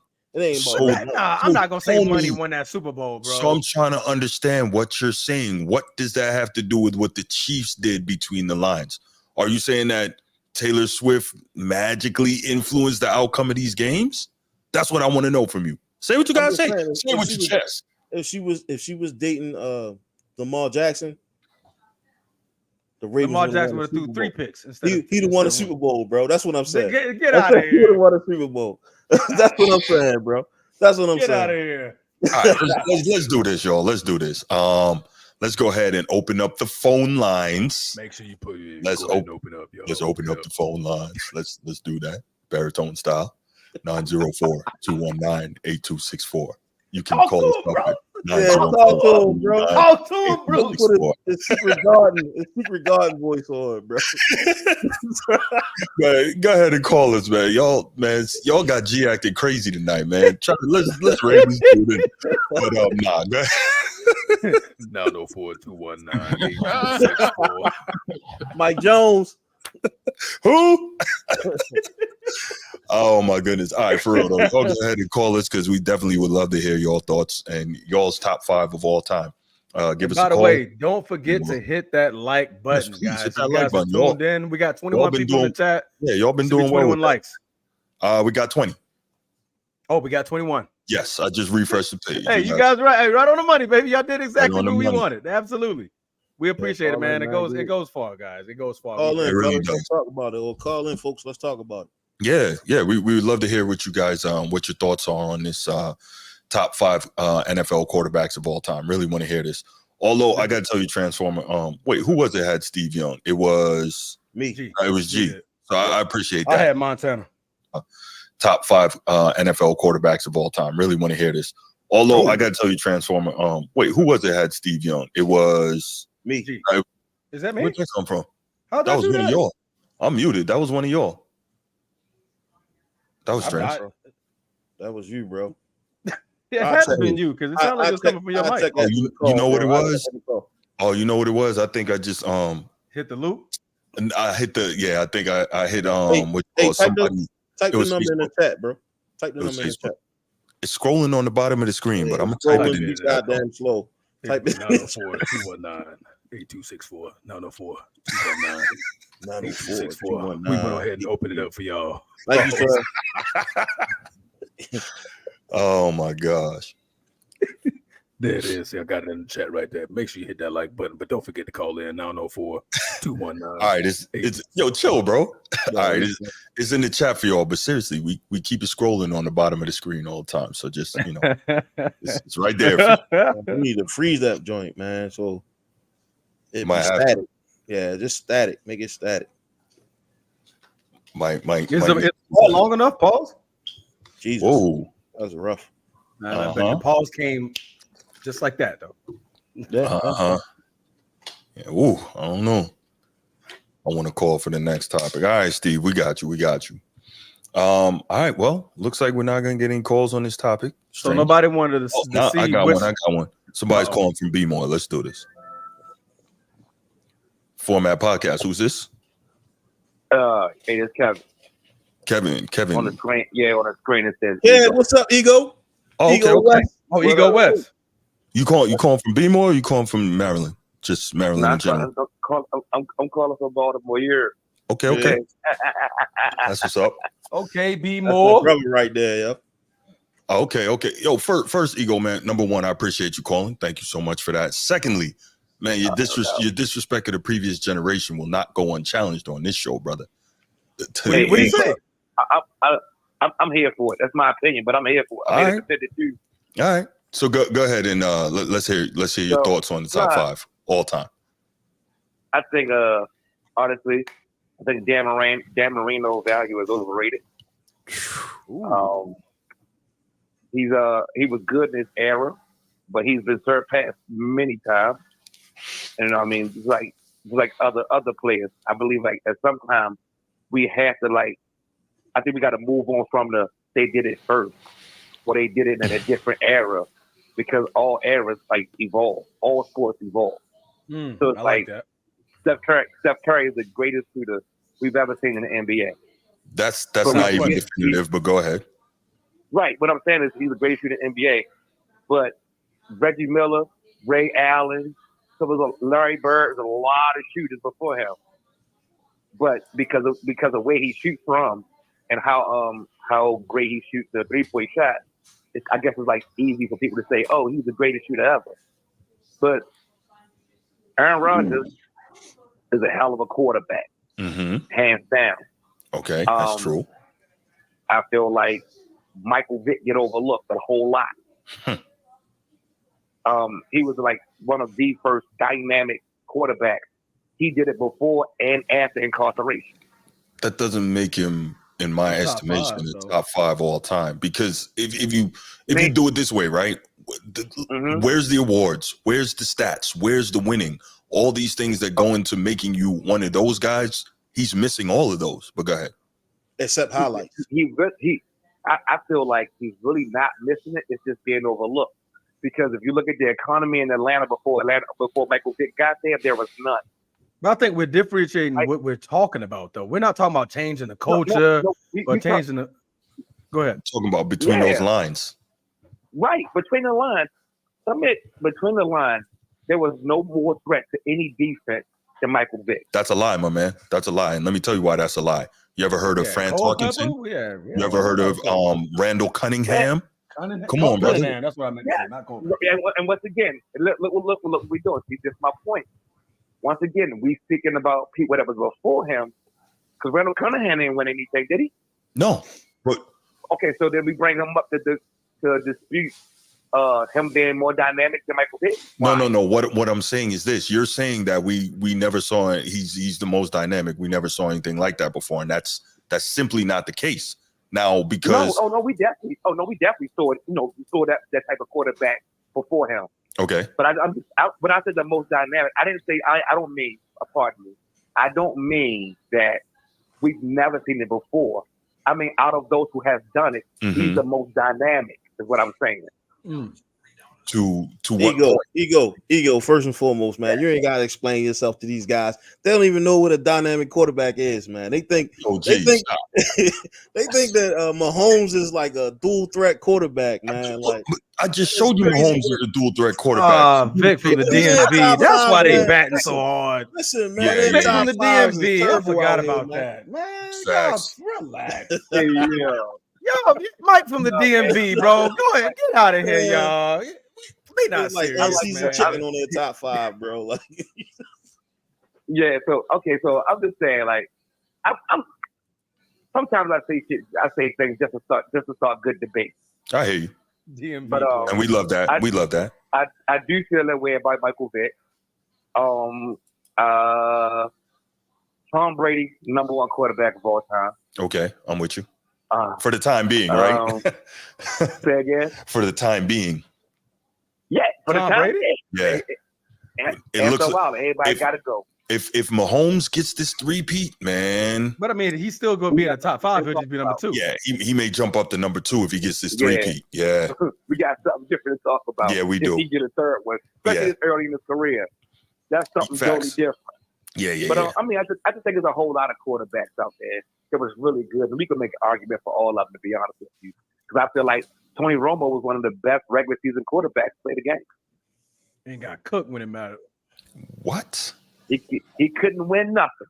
Couldn't win nothing. Got cooked. If you look up Tony Romo's stats and tell me what quarterbacks have better stats in the regular season. They look good. There was a lot of empty calories, but they look good. Facts. So remember, I don't know if you heard what I said, Ego, when G asked like what's the criteria, and I said the criteria was it's an amalgam, right, of stats, awards, winning, all that stuff comes together, right, and effect on the game. All that stuff together is that's what it is for me, I should say.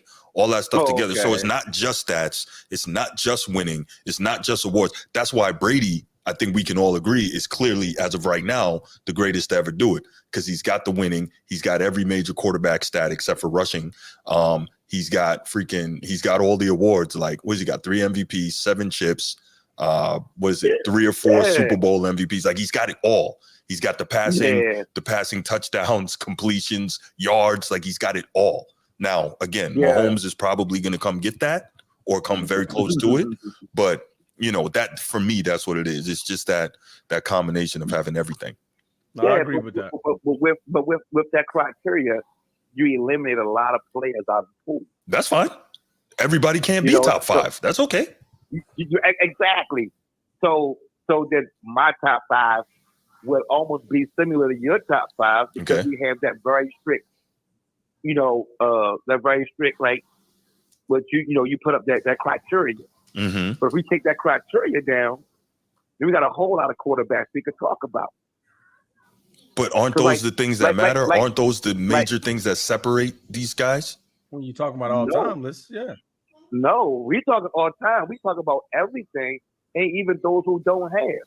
Because I mean, I keep saying this like, okay, Kurt Warner. Kurt Warner came out of nowhere and lit the NFL on fire. He did. The best show on turf, and he got a Super Bowl ring. Okay, right.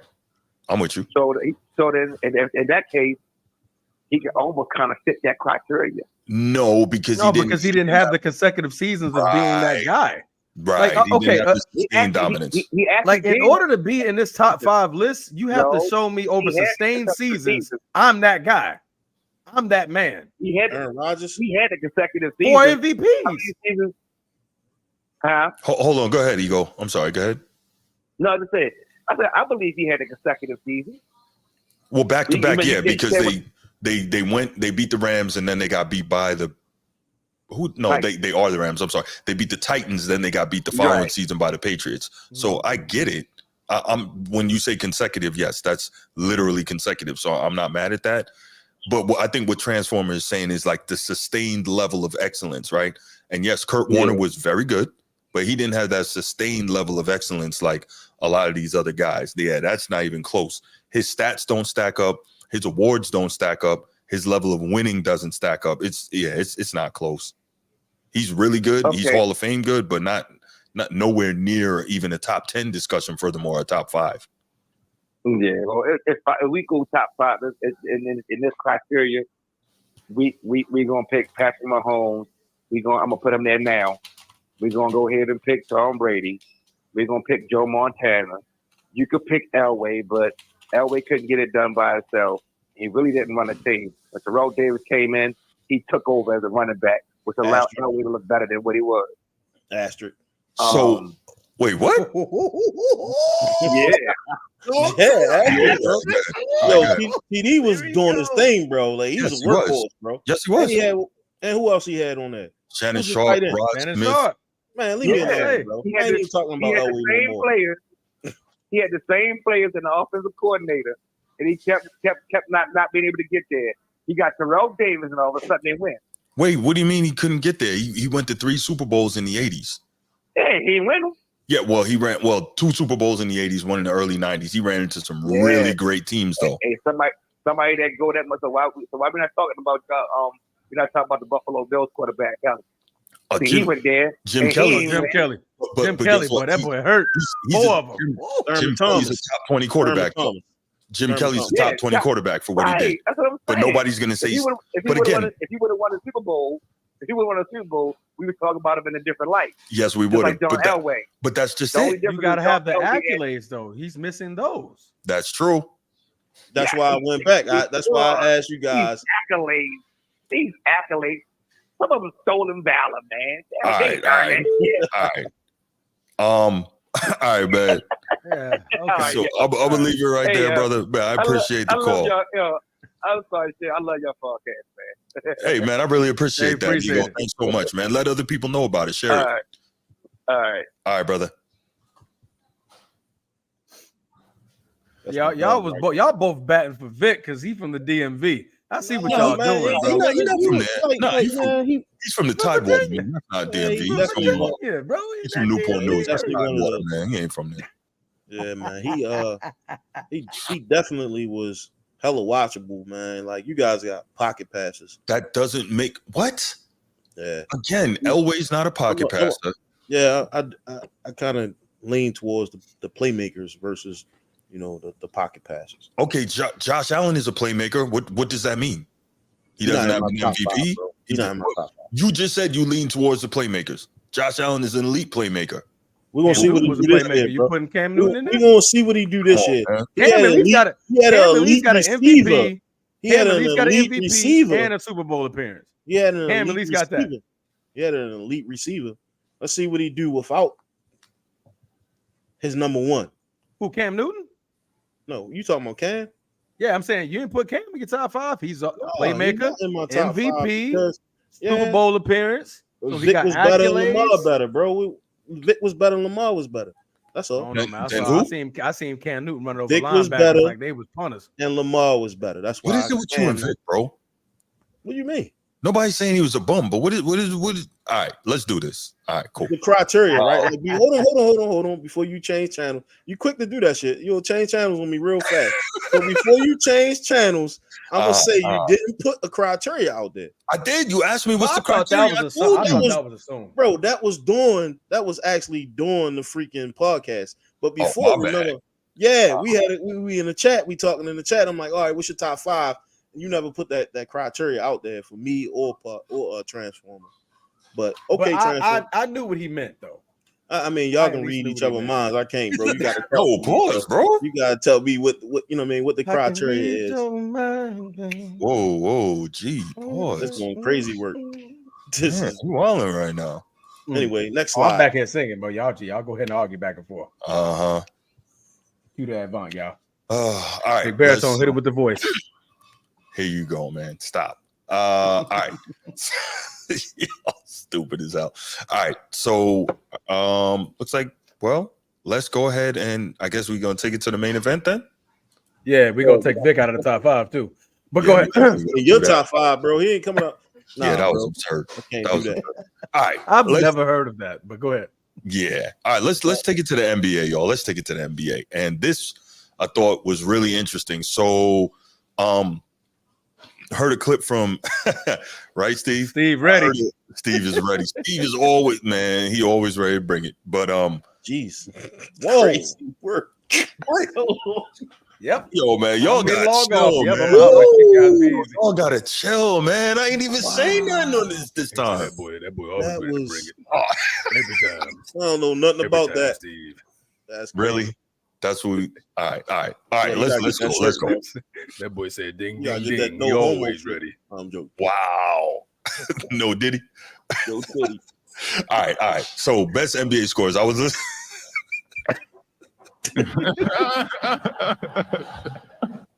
All right. I was listening to Gil's Arena, and this was crazy because they got into a discussion that eventually led to a discussion on like the best NBA scorers ever, right?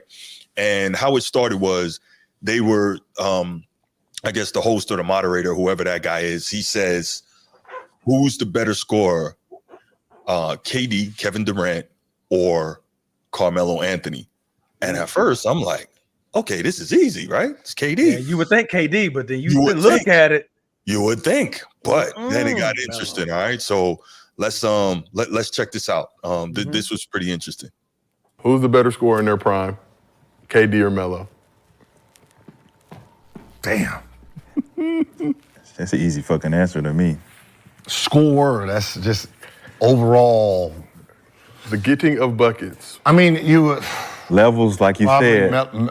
Probably overall. You would go Melo because he had 4-level, 5-level scoring, which is layups. Like everyone talks about 3-level scoring, right? That's basic fucking people. Triple threat. Right?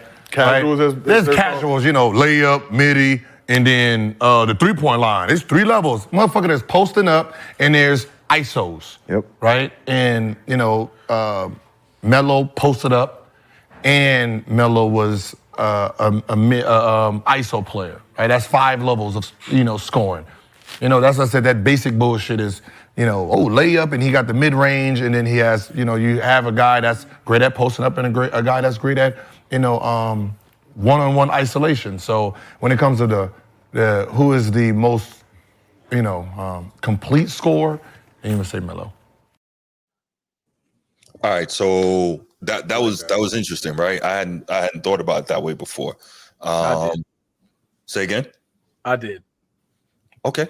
All right. I had honestly always thought about it more so the 3-level scoring piece in terms of, obviously at the rim in the mid-range and then all the way out to 3. Because that's what we always talk about, right? Maybe not us. I don't think we've ever discussed that, but you always hear the term 3-level scorer, right? But now to actually add in the ISO game as well as the post-up game, I'm like, okay, that makes a lot of sense. And when you do that, yeah, it becomes Melo because it's not just the raw numbers, but prime Melo was an absolute animal, right? Animal. Like if we remember that, Melo was freaking just destructive. Like we remember him just coming into the league with Denver and then just going on. Like when he was with the Knicks, I was like, yo, just watching, how quick the mid-range was, 1 dribble, 2 dribble pull up. And he would do that because economy of motion, right? Because remember, he worked with Mike a lot, but at the same time, he could also, as you see right here, he could put it on the floor and do all that. He just didn't need to. He would just, create that space and be able to hit that shot. Everyone seems to love KD, and I don't want to take anything from KD. Obviously, he's an elite all-time scorer. But whoa, Steve. No. Purest buckets to ever touch a basketball? No. Don't do that. Don't do that. That's I would say 2 of. Yes, but not the. Nah, we're gonna get to that. But yeah, Melo was an Tracy. You got to put Tracy in that conversation. Of course you got. I mean, how do we? Mike, Kobe. Well, those are the obsolete. We're not even gonna mention those two. Okay, so we don't need to. Okay, yeah, we don't need to mention because I'm like, how do we? How do we talk about, who should not be named? It's those. right. I'm like, how do we do that? Yeah. Exactly. So, but we definitely got some more before we kind of go through and give our elite bucket getters here some more commentary from Gil, which again I thought this was really interesting because I hadn't looked at it kind of the way that he broke it down. So here's another comment that he had that they talked about that I thought was good as well that I wanted to say. All right, name your all life top 10 5-level scorers, right? Because it's 5 levels of scoring, real 5 levels, that elite 5 levels. That takes out generations of players because, when you talk about the 80s, you're really talking about Jordan, the 80s, 90s, Jordan, then you got Bird. Yeah. Right? Maybe it. Bird. I mean, the big man, we can't, the reason the big man is not a part of this because this. Right. But you're talking about, those two, Kobe. But I guess, but you're talking about. You know what I mean? You got Paul Pierce. Paul Pierce. Right? Paul Pierce is a T-Mac a little bit. T-Mac is 4 or 5. Did T-Mac post up much? A little bit, but not much. Yeah, I mean, T-Mac. But that's what I'm saying. You see how when you add the other 2 elements of posting up and ISO ball, you can see how a lot of great scorers will be out of this category. And that's the difference. Like, Melo is in a category, KD ain't in a category yet because of the posting up and all that. So he tries it, but that's not his skill set. His skill set is face up, and I'm just going to shoot over you. So I like a lot of what he said there in terms of how when you look at the elite 5-level bucket getters, that removes a lot of guys, right? So in fairness, that's probably going to end up removing just about all the true big men, right? Because they need someone to get them the ball. Now we know Kareem Abdul-Jabbar, no disrespect to the Cap, right? Former all-time leading scorer for a long time, right? True plumbers. One of the best scorers of all time, though. I mean, that boy for him to be able to do that, right there. And everyone just thinks, okay, it's the skyhook. Of course, the skyhook was lethal almost all the way out till 3. But then you look, he go off glass. He had the mid-range jumper. Defense. Big trash. I mean, the dude was an all-time elite scorer. That look at that big trash. Let him walk around. Trash. That's called a drop step. And that's called plumbers. Defender. Big trash. No defense. Look at that. No defense. Big trash. Forgot he was guarding him. Big trash. You try to force the dude out of his range, and hopefully it's too far. But okay. Allen Iverson, yeah, that was another pure bucket, definitely. But he didn't have a post-up game. Right. So that kind of removes him from this discussion, which is crazy, right? But I love it. So as I wrote a couple names down as Gil was talking, right? Clyde Drexler, because remember he said in the 80s pretty much Bird and Michael Jordan based on his criteria. What about Clyde Drexler? I think he would fit from the 80s based on that criteria, right? He could definitely take you ISO. He could definitely take you into the post, right? He definitely had the mid-range, and at times he could get out to 3. So at times. What up, Sneed? Yeah, well, because the 3, as you know, G, the 3 wasn't such an important part of the game back then, so dudes weren't shooting it all the time. We don't meet the criteria then. We're not sliding Drexler in this conversation. Well, no, you can because what? Because think about this, right? The 3-point average for the league now is higher than it's ever been. Why? because guys are shooting it more. So if you measure the 3-point percentage of guys back then based on what the league was doing, why couldn't you? Now, are you going to compare him to Klay Thompson now? No, that's not what he was doing. That's not his game. But what I'm saying though, you got to compare relative to. What I'm saying is you got to compare guys relative to what the league was doing when they were playing. That's what I'm saying. All right, cool. Okay, I got one for you. Mitch Richmond. That fits the criteria. He could take you off the dribble. He could shoot the three. He could shoot the mid-range. He could take you into the post, and the ISO game was there. Michael Jordan says Mitch Richmond was one of the toughest guards he ever had. Michael Jordan said that, and that's one of the elite, if not the best two-way player of all time. He said that, not me. I'll give you another one. So I mean, forget this one. Another guy from Portland. So you mentioned Clyde Drexler before you mentioned Cole. No, but that's the aforementioned. We're not mentioning Jordan. Yeah, and believe me, I got the Cole B-roll. Come on, man. You don't think I'm gonna be so disrespectful as that, do you? Yeah, no. I'm gonna wait on my turn, bro. I'm gonna wait on my turn. All right, I got you. But let's not forget the other kid from Portland. Who's this? Brandon Roy. Oh, he was. A problem. Yeah. That's a great call. Was a great problem. Call. Even Kobe mentioned he's like, bro, that man gave me problems. Brandon Roy was super nice. Without being super explosive, he was super nice. Exactly. Can pull up, you know what I mean? Dunk on you. I mean, post game, he had it. He had it, man. It's sad that injuries robbed him of his career. Absolutely. But Brandon Roy was like that. Yeah, that boy was like that. Yeah. Paul Pierce. I think Gilbert mentioned Paul Pierce. I mean, nobody's going. That's a great one. I said Tracy McGrady earlier. Like Tracy McGrady, he wasn't necessarily in the post much, but I mean, you had to guard him at all points of the game. I mean, from the 3-point line, he get inside the mid range. He can easily get into the post because he was. I mean, his length, will bother you, and Kobe had problems with him. So I mean, what about Big Shot Bob? Robert Horry? Yeah, I think G says stuff just to say stuff, man. He gotta be joking. There's no way he can be serious. Go back and look at his tapes, bro. Like we some of those game winners, they wasn't at the 3 line. He was open. He had to make those shots, bro. Those are passes. He got past the ball to do it. Someone put the ball on the floor. Someone was from the post, Like if you go back and look at his game transformer, and I'm only saying this because I've seen. I want you to be really informed and not just look at the highlights, Like Shorty was a problem, bro. We're not talking about that. I was watching the Rockets thing because I was watching everything Dream did. So I understand. He did that everywhere he went. That's what I'm saying. He did that everywhere he went. Really? You can't call him one of the elite scorers. No.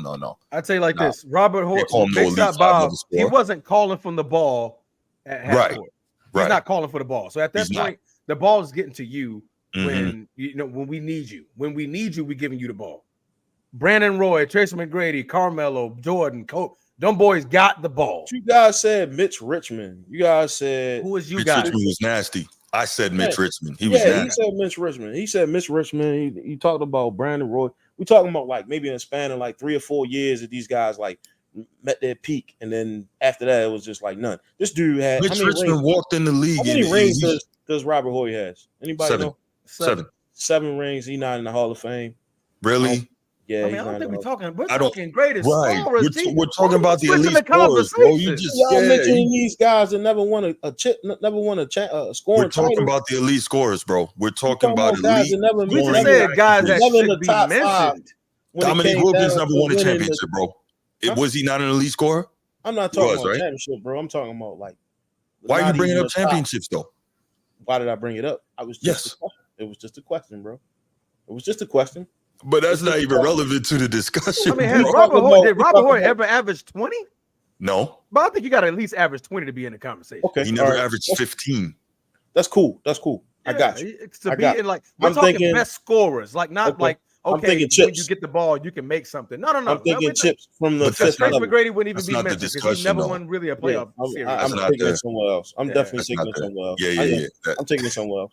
But when I think of winning chips from all 5 levels, I think Robert Horry, he didn't score, he didn't won that buzzer beater at all 5 levels, bro. He either somebody passing him the ball, he winning in the ISO, he winning at 3-point line. I mean, it's just that's what I was saying. That's where I was coming from. I get what you guys are saying. Yeah, we're talking about like more if you had to guard this guy 1-on-1. This man got the ball at the 3-point line. Who's going? Well, Melo in my top 5. Melo, I'm not mad at that. Melo give you that work from the half. Scorers, Melo in my top 5, bro. So scorers. I said that. Like, oh my God, what are you doing, bro? How dare you put Melo in your top 5? Nah, I think a lot of people top 5. Nah. And now here we are. I think a lot of people put KD over Melo off of his efficiency. I think people are using efficiency with a shot. Field goal percentage, not necessarily field goal percentage. Like, that's two different things. Efficient, you know what I mean? He was more efficient than Melo. That's different. Man, but when you want to talk about post game and in the trenches, in the post, getting the rebound, putting the ball back up, like Melo can take care of that from all points of the floor. KD couldn't do that. Right. And and Bruce, to Bruce's point, a couple of weeks ago, we were talking about how KD doesn't like contact. When you get physical with him, he has trouble. You can negate his greatness. Yeah. Be physical with Melo. Melo wants you to be physical. Please get physical. Yeah. Melo gonna punish you if you try to get physical with him. Oh, I'm putting you in the post. Yeah. You want to bang? Let's bang. That's you know what I mean? Yeah. Melo's a load. Pause. Definitely. Yeah, that's Jesus. That's 2 DMV players, bro. Oh my goodness! All right, let's hear what else Gil had to say. Let's hear what else Gil had to say. What KD does and how he does it is himself. We'll never see it again, right? Like he's gonna go arguably like one of the top natural scorers to do it, right? But this is coming from 2 different places, like James Harden, right? James Harden will go down as a great scorer, but I'm judging off of the levels of how he can score. He can only score one way, right? Harden can only score the way he does it. He can't pin down. He can't come off screens. He can't do any of that. But how he perfected his scoring, top notch. Same thing with Kevin Durant. How he perfected his scoring is top notch. But he don't post up and he come off. Great point, Sneed. The more ways you can score, the more you can do it on different defenses and defenders. Exactly. That's what makes you the better scorer. Yes, that's what makes you an elite scorer. We're not talking about shooting. Like I'm seeing Dirk Nowitzki and Shaq. Like you wasn't seeing Shaq at the free throw like from 15 feet or 20 feet or 30, 25 feet. Nope. You wasn't. You know I mean, you wasn't seeing Dirk put it on the floor from the 3-point line. Then get into the post and hit a turnaround jump shot. Like you wasn't really seeing a lot of that. Realistically, you're not even seeing Shaq get the ball and make an ISO move at the Dirk elbow or the high post. I see what you're doing, G. I see what you're doing, G. I don't understand how y'all can say that Dirk wasn't a 5-level shooter or scorer. I'm trying to figure that one out. Like, because he wasn't great in the post. He wasn't great on the ISO. Like he moved well without the ball. Obviously, he could shoot on the face up. You know. You sure? What up, Sports T? No, Transformer is not saying that. He's not saying that at all. What up, D? See, this is why. See, nobody mentioned LeBron all night. Y'all be bringing this to me. I was just gonna say that. I didn't even say wrong. I was just about to say that Dirk definitely destroyed Miami. Oh my goodness! With 9 fingers from everywhere, from the 3, from post ISO. He destroyed them boys. Bosch had a hard time. He had a hard time, like trying to defend that guy. Like really rough time. That's all I'm saying, bro. He won a chip from all 5 levels. Like I said, he won a chip from all 5 levels. The ball at the 3-point line. First, you keep bringing up this chip thing, and it has nothing to do with the argument. You keep bringing that up, and that's not relevant. We're talking about scoring skill set. For instance. You finished telling us how Melo, right? You got him in your top 5. He doesn't have a chip, so what are we saying? The chip is not relevant to what we're discussing here. The point that I'm saying is the chip is the icing on the cake. What he was able to do to Miami to win a chip is what showed me that he's a 5-level layer scorer with 9 fingers. But he wasn't though. And what you mean he wasn't, bro? What you mean? Saying he wasn't? Huh? How can you say that, yo? He shoot the 3, right? Right. Correct me if I'm wrong. He shoot the 3, right? When he first started out, hold on. When he first started out, he was trying to go in the post and they would slide him on the hydros every time he went in the post. Remember that, right? He developed a ISO post game, right? The turnaround, the one stop fadeaway turnaround that he got, that he pretty much perfected, right? He perfected. That was that was in his bag. Like, you couldn't stop that. He was a 7-footer that was shooting a fadeaway from the top of the key in the post. You couldn't stop that, right? So ISO wise, like, you couldn't tell me he couldn't square up and shoot the ball, bro. Like, what are we saying when we say ISO? 3 moves, 2 bounce on the shot.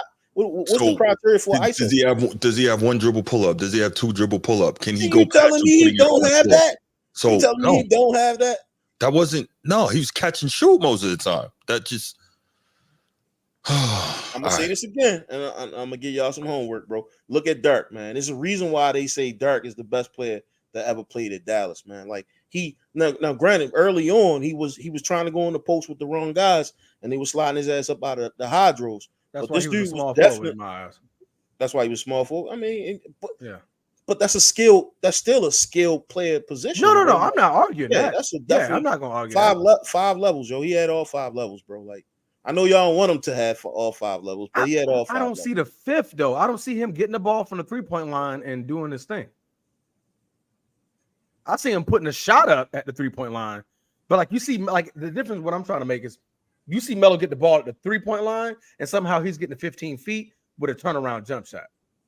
You know what I mean? That's that next level of, like, okay, no matter where I'm at on the floor, when I get the ball, I'm a problem. Like, but that's more of a Melo style of setup versus. That's why Melo ISO, yo. Like, that's more of a Melo style where, you know what I mean, he taking 7 seconds to score. So let me say this, Nino. I got you, Bruce. I got you. They need to hear it from me. Cool. They need to hear this from me. They need because I know where you about to go. All right, my bad. Bron is not a top 5 scorer. Thank you. In this conversation. Thank you. Yes, he's going to be. He's the all-time greatest scorer. He's the all-time leading scorer. But listen to what we're saying here. How you score is the criteria that we're talking about. We don't see Bron doing the things Melo, KD, Jordan, Kobe, McGrady, Brandon Roy, like, none of those names. You don't see LeBron doing that. Bron gets the ball from the 3-point line and will literally freight train his way in the paint. Correct. Get a layup, an and one, get a dunk. That's one way of basketball. That's like saying we're keeping Shaq out of there. If we want to talk about scoring, then we got to put, if LeBron is in there, Shaq's in there. Because Shaq, you couldn't do nothing with Shaq. He had one move. I'm putting it in the post. I'm a turnaround drop step. Get out of the way. And I'm gonna put you in that rim. I'm putting you in the rim. So, like, Shaq is not a top 5 scorer. I'm not gonna put LeBron as a top 5 scorer. And on top of that, LeBron didn't know how to really shoot a 3 until the last 2-3 years. He was in with the Lakers. Yo, wait a minute, he hasn't really shot a 3 like that. Can I ask you something, Transformer? What's up? Why is it when I say that you don't want to hear me? I've been saying the exact same thing that you just said, 3? and y'all don't be trying to hear me. What, everything you just said, I've been saying it, but y'all don't be trying to hear me. You never heard me say top, like he's a top 5 scorer. That's crazy. You never heard me say that though. Oh my goodness! This is a different conversation. If you heard what I said I heard what you said. This conversation, we're talking about ways to score the basketball. He's not a top 5 scorer. Because he has one way. He puts his head down and he's drilling in the paint. It's literally every play.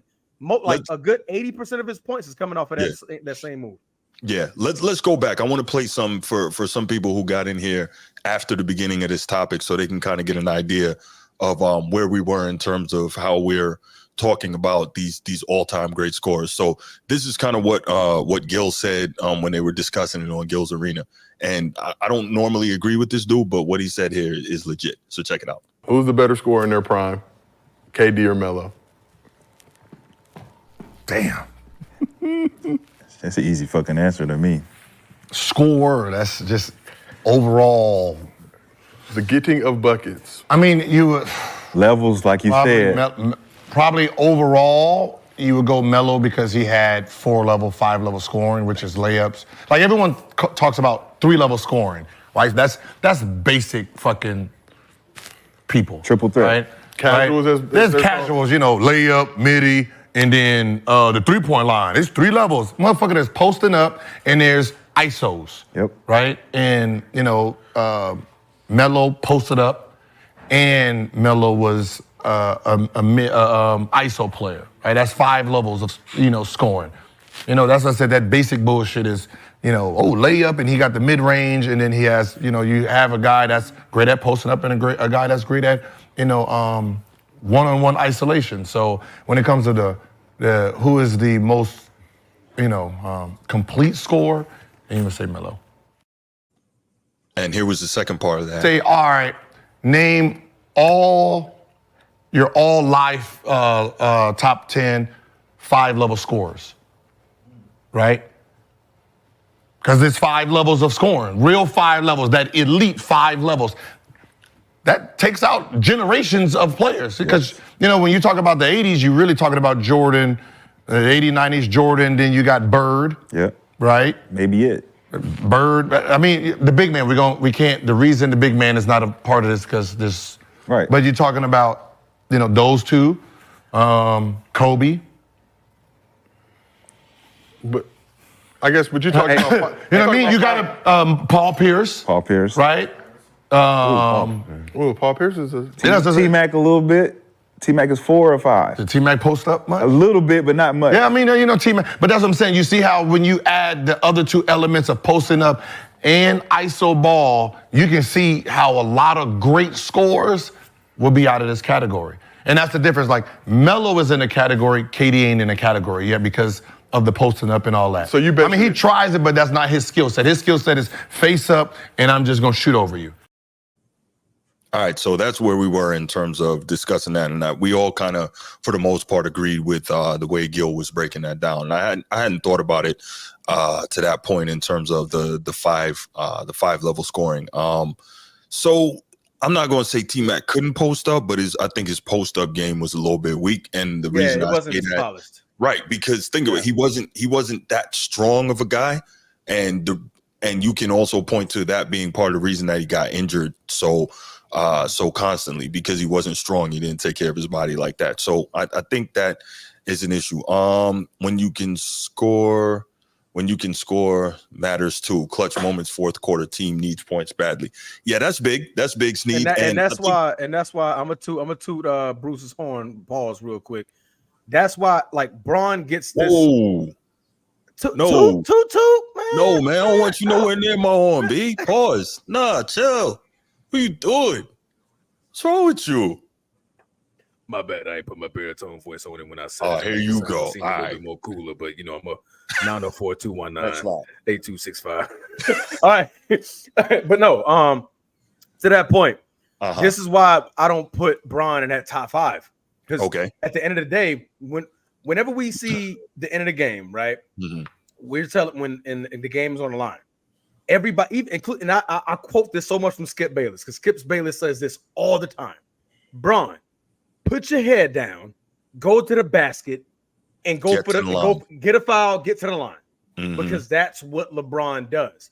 He doesn't have that skill set to where he's at the 3-point line, dribble, pivot, come off a screen and a roll, turn around, pivot, back shot, or nothing like that. That's not a consecutive shot for him. That's why you see him miss a lot of those attempts, or he's passing it because he's demanding attention when he's driving, but he can kick it to the next open guy like a Kyrie or a J.R. Smith or anybody who's open, Kyle Korver, whoever like that. So that's what keeps him out of that top 5, because you have to have that scoring ability in multiple facets. He has one facet when that matters the most. Not saying that's not saying clutch. That's a different conversation, because he does make a lot of clutch baskets. But if you look at how those baskets are made, they aren't off of the multi-facets of scoring like you see a Melo, a KD, a Kobe, Kevin Durant, a Devin Booker.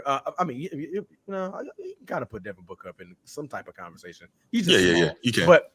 But those guys like that. So I'm going to put that to bed. That's my take on LeBron James. I wanted to hear about LeBron James. No, he's not. Greatest scorer as far as points, but not the scorer that we're talking about in this conversation. Empty calories. Right. It's realistically, you can't have empty calories with 4 chips, bro. That's just impossible. So anyway, anyway. But no, I think it's hard to be in this discussion when your skill set is limited offensively, and there's there's so much you're missing. Like we talked about Melo and KD and these guys with the 1 dribble, 2 dribble pull up. Like LeBron don't have that. It's simply not a part of his repertoire. He can't consistently and reliably go into the post, turn over each shoulder. Think about it. You're 6'9", 260. You don't have a jump hook. You can't go into the post and get an up and under and score. Like there's so much missing from his game offensively. I think that's why it's problematic. Now, granted, the boy is built like a muscle brick house on the football field. Isn't that why he should be able to go to the block and abuse dudes, mouse in the house style? He should, right? He should be able to. But again, he doesn't have that. He doesn't have that turnaround pull up.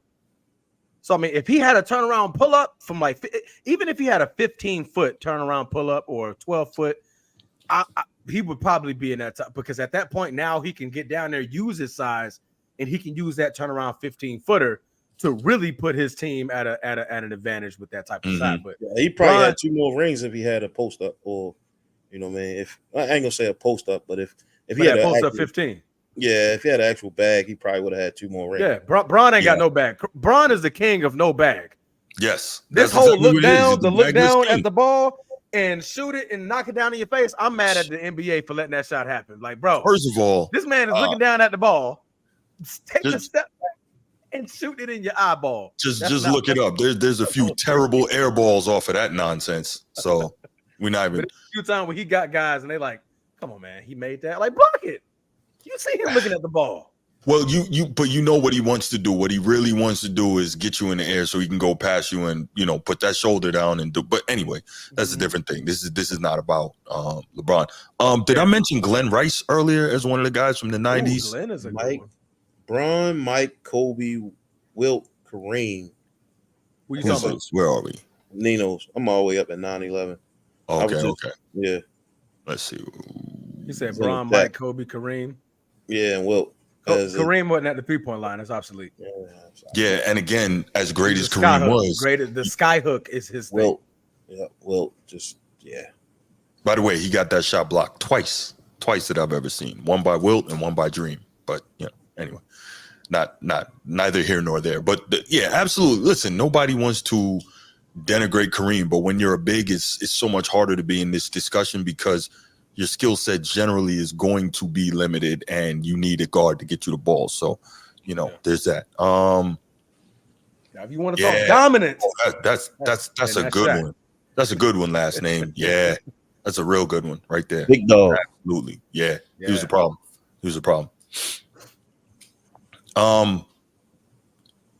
You think so, Sneed? You think so? I really don't know. Brown would have been coachable in a different era. I have no idea. Maybe Brown would have been coachable. You would hope so if he played back then. Yeah, because he would have come up in a different era where coaches had legitimate authority. So you would hope so, and then who knows what he would have been. That would have been interesting, because nobody's saying he's not talented, but he would have been forced to develop actual skills. So I think you play it also to his childhood. I mean, he had no authority coming up. Yo, Bron definitely got skills. His father wasn't there. He got skills. But I think that's what Sneed is saying. Like if he came up in that era, he would be more he would have been more coachable because he would have had firm coaches that actually would have been able to be authority figures to him. You know what I'm saying? Yeah. That's cool. All right. Let's do this. I don't think we need to see the Jordan B roll, right? We know. What's up? I said I got you. Oh, I thought we was about to open up the phone line, so I was about. No. I was about to say I don't think we need to show the Jordan B roll because everyone knows that Jordan is the best scorer of all time, right? If we show Jordan, we got to show Kobe B roll. It is 8:24 today. I showed Kobe, but I can do it again. Yeah. It's 8:24 today, guys. Yeah, look at it. Yo, look at this. You know what I love about Kobe? No bull. The footwork. To me, it's the foot. Look at that. Oh, pivot is beautiful. It's the footwork that allows him to get off. Look at that double team. Guess what? Double team. Pick up. Class. Get up, boy. Get up. Woo. Get up. Yo, it's ridiculous, dog. Yeah, it's so beautiful to watch him play because the you could tell the work and the reps that he put in over and over again to be able to get off those kind of shots, right? And so I'm not going to reference those who clearly have been in the league for 22 years and are all-time leading scorers, but still can't do those things. But but I think that's a different conversation. Like I said, it is a different conversation. It is. And one. Get off me. Ugh. I mean, that's not a scoring. That's more like a just athletic move. But well, no, the reason play. is just look at it. That's from three. That's from three. Do me a favor. Now they trap. Oh, get off me. Show me the B-roll with Jordan going left, though. Really? We already. I know you're not talking that nonsense. We dismantled that. Show me the B-roll with Jordan going left. We send him the link, bro. Send him the link. I will. Okay. I'm gonna send it to you. All right. Okay. There you go. You just went left right there. You know. That's beautiful. But I'm gonna send it to you, Transformer.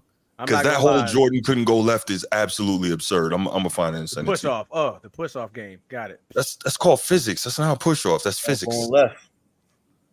That's not going left. Here you go. But push hard right. Push thank hard you, right. Sports T. Left. Thank you, Dominique. Appreciate it, man. This false narrative that he couldn't go. Anyway, I'm not even gonna do it because I'm gonna get mad. Yeah, so many videos and turning the ball over and missing the shot. That's a lot of videos of that. The reason why we're not talking about Dream is obviously because if you notice, we've been, for the most part, we've been leaving bigs out of this just because of the nature of that, you know, the big man position and the way they play the game. We've been leaving them out. But you already know how I feel about Dream. You already know obviously what type of player he was and how deep his offensive toolkit was and the things that he can do. So didn't even really go there with that. Yes, he did have the team. Yes, he had him in the blender for 48 minutes. Absolutely. Really, not even 48 minutes. He had him in the blender for 6 games. And for those of y'all who don't know what we're talking about how Hakeem Olajuwon completely, thoroughly dismantled David Robinson over the course of 6 games in the 1995 NBA Western Conference semifinals. Not the semifinal. Yeah, the semifinals. Not a 5-level score, though. For averages of 35, 12, 5, and 4 on the series. Not a 5-level. I mean, Hakeem get the ball at the 3-point line. Well, so this is actually funny, right? So, see, now you got me kind of digressing towards Dream, and that wasn't my intention. No, we're not going to let you do that, Bruce. Hold on. No, I'm just going to say you're right. He's not a 5-level scorer. Because you mentioned 3-point, you mentioned the 3-point line. So I'm he's just not bring a 5-level scorer. He's not even 4. Not even 3. Can I just say what you mentioned? But why are we mentioning him? And you mentioned the 3-point line. So can I respond to that real quick, please? Okay. All right. Bro. Okay. So Kenny Smith tells the story about how they're in practice and Dream is consistently knocking down threes. And he asks him, why don't you shoot those in games? He says, why do I need to?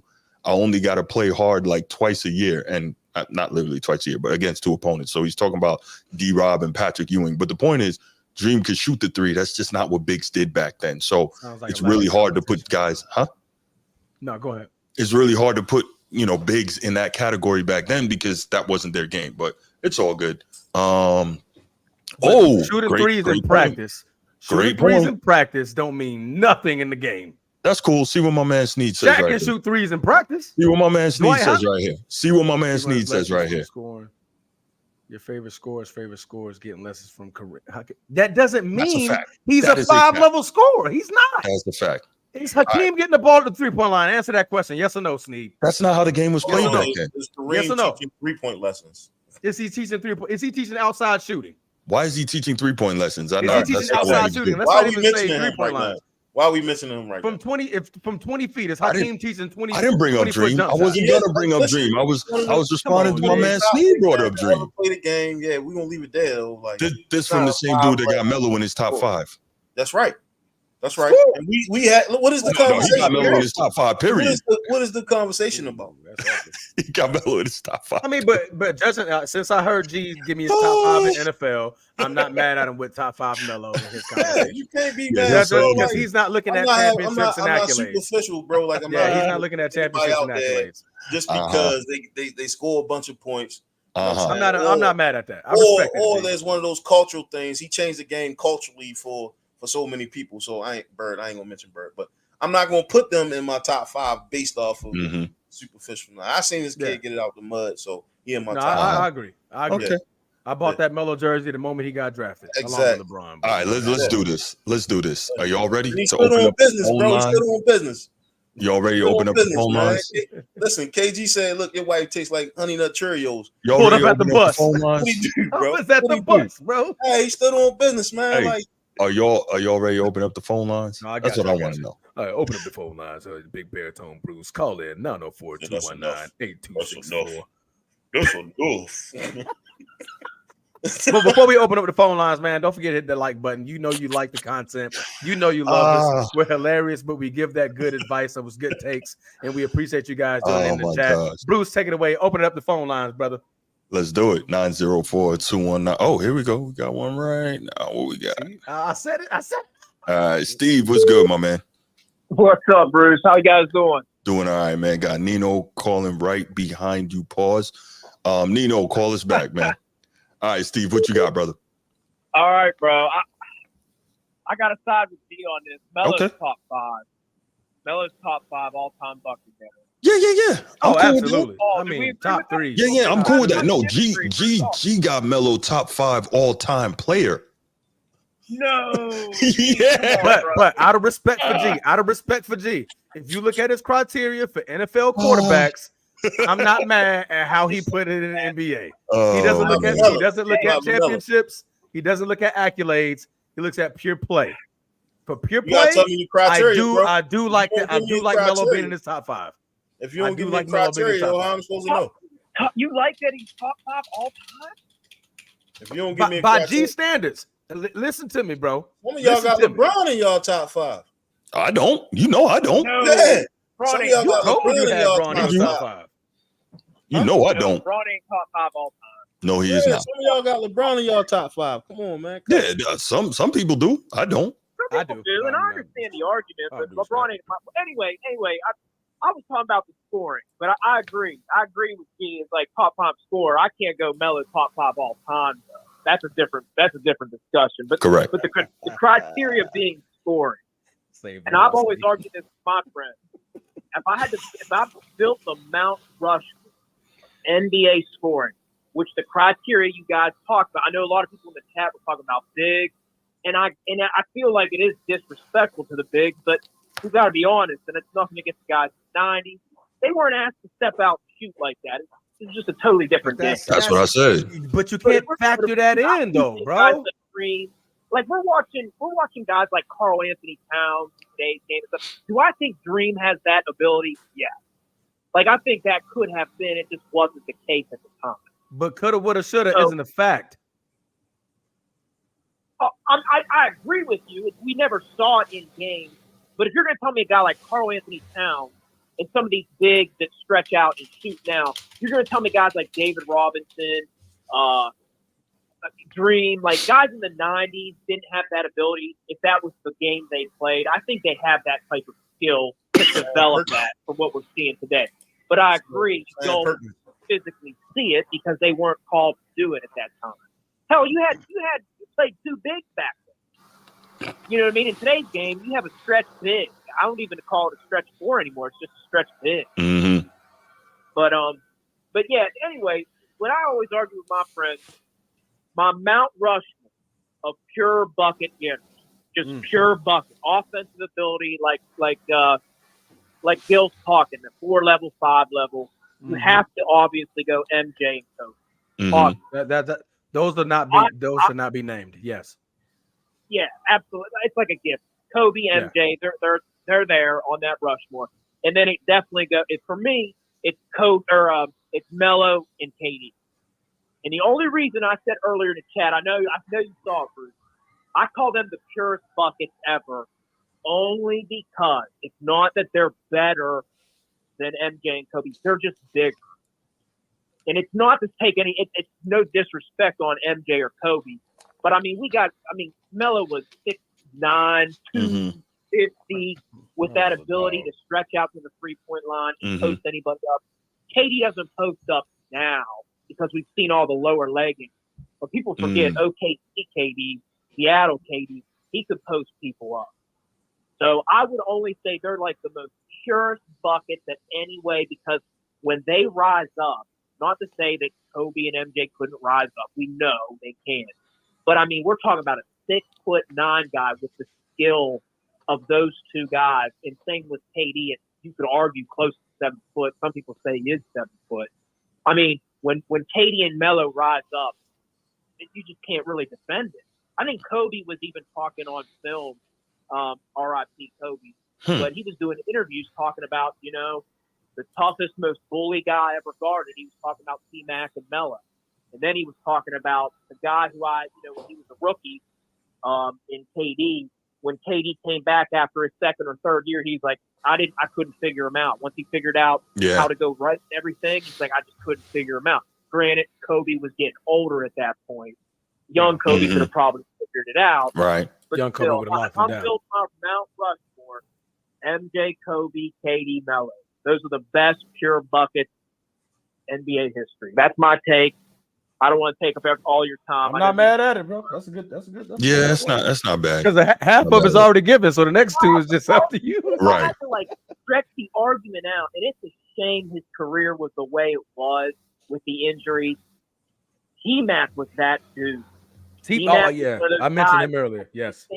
Yeah, the same reason for Melo and KD. He's like 6'9", just had that ability to stretch you out to the 3-point line, take you off the dribble, ISO game, early, healthy. T-Mac could post you up. I mean, some of the battles him and Kobe had. I mean, that was fun, man. Watching those two go back and forth. Oh, absolutely. When T-Mac crossed Kobe up, Kobe touched the floor, then Kobe came back down. And beat him to the post and dunked on him and slapped the backboard and got attacked. Oh, yeah. And T-Mac was like, why'd you do that? I just needed to show you a point, young fella. Yeah. And I have to say this before I get off here, man. All the Braun fans work, and nobody's saying the guy doesn't have the most all-time points. Right. That's different. And that we're talking about this conversation is about when you watch basketball, who's got a bag? Who's got that? Braun ain't bag? got no bag. None. Score in a phone booth. They can score in the open floor. They can stretch you out. They can come off, pick and roll, pin down, catch and shoot. All the abilities to score. LeBron is a physical, dominant scorer, just like a lot of the bigs were kind of discreet. Like Malone's got a ton of points. Physical, dominant scorer. Shaq, physical, dominant scorer. But they're not skilled buckets. No. Fair enough. They had a skill. They had a skill, and they stuck with that one skill.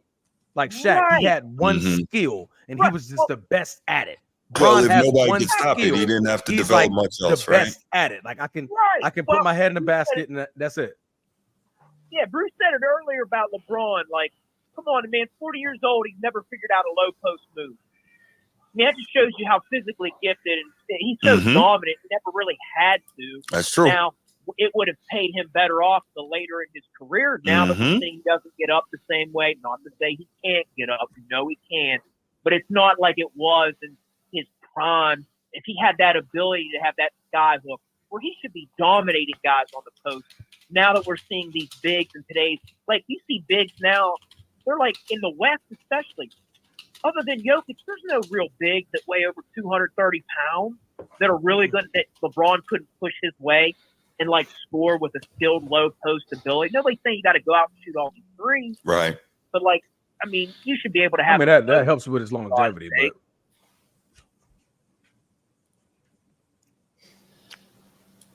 did we lose him? Oh no, I'm here. Oh, okay. Oh, okay. I was done. I don't want to take up any more time. I want to let you guys get to some other callers. I know other people want to talk. I appreciate that, Steve. Thank you, man. Hey, appreciate you guys. All right, brother. All right, man. God bless. You too. All right, I saw Nino calling. I saw Sneed calling. Go ahead, call us back. Nino, don't come in here with that LeBron stuff, bro. I'm holding it down. You don't do it. Don't do it. You're gonna make it look like this is what I hate, man. Don't come in here with that LeBron mess with an argument you ain't gonna win. Here we go. You're not. Nino, what's good, bro? Man, this is saddest shit I ever heard in my life. Why? This is why your era that you love so much. I gotta defend the era now. Cause it seems like y'all always making a point for players y'all like. How could you take out a position? How now? I think we asking two different questions. Okay. What is the definition of score? What is the definition of score? When you score the ball, what that means? You score. So not here to Gilbert Arenas State? Yeah, no, that don't mean that he's saying multiple ways of scoring. What is the definition of getting points in the NBA. To put the ball in the basket. Put the ball, that's scoring. Bron, Will, MJ, Kobe, Kareem. Will, they changed the rules to stop him from scoring so much he dominated. Kareem, all-time lead scorer. I mean, with a second. Bron is number 1. Malone, number 3. All 3 of them were big men. Bron played like he played a little smart, but he's really a forward big man. So let me say this, right? I got no issue with what you're saying, excuse me, about Karl Malone, right? So he's got 36,000 career points, right? Let's say 36,000 career points. No, 38. No, that's I think Kobe got 38. No, I think Malone is ahead of Kobe. But regardless, Malone, let's estimate about 36,000 career points, right? Somebody check me on that in the chat. So with that said, he's got about 36,000 career points. John Stockton has just under 16,000 career assists. And obviously they didn't all go to Karl Malone, but I say that to say, as great as Karl Malone was, John Stockton was a huge part of why he was getting those buckets. Am I right? Absolutely. That's right. I'm okay.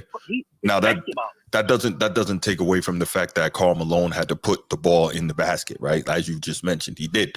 But it sounds like they're taking it away, Bruce. I'm not. No. What I'm trying to say, and the reason that we often don't include big men is because they don't have the complete scoring package like these other guys do. And the reason scoring package matters is because, like Snead said, that affects what happens to you at different times in the game against different defenses, what you are able to do, right? For instance, like we saw, and we mentioned it earlier, Transformer and we saw when Kevin Durant got in real trouble trying to deal with the Boston Celtics defense in the playoffs a couple years ago. When your scoring package is limited, guys can find a way to contain you. For instance, we've seen in the finals more than once, right? Because LeBron's scoring package is limited, he was able to be contained. We saw it against Dallas, right? We saw it against the Spurs, did we not?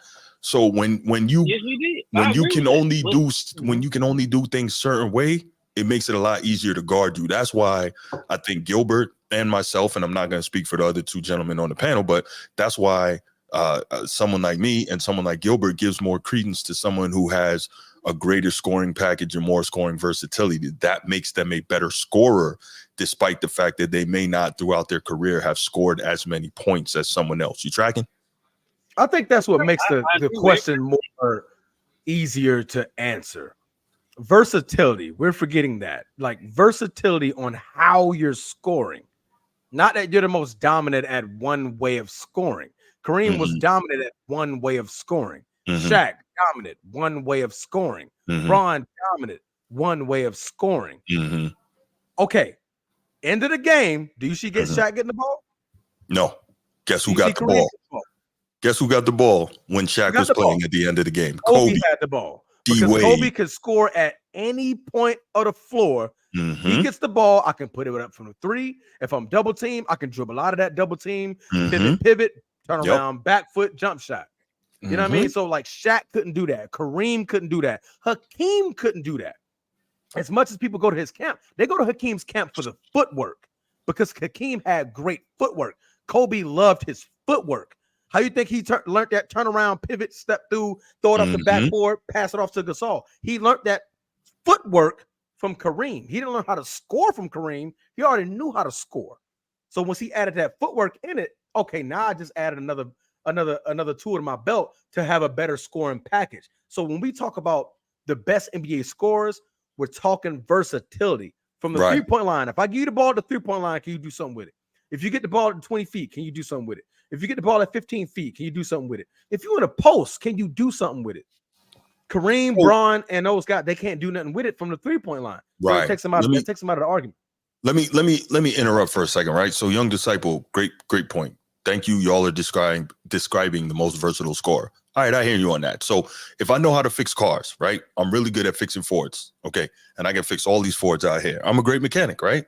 But let's say I could fix these Fords, but then I also know how to fix BMWs, and I can fix Benzes, and I can fix Chevys, and I can fix Saabs, and I can fix Kias, and I can fix Hyundais, right?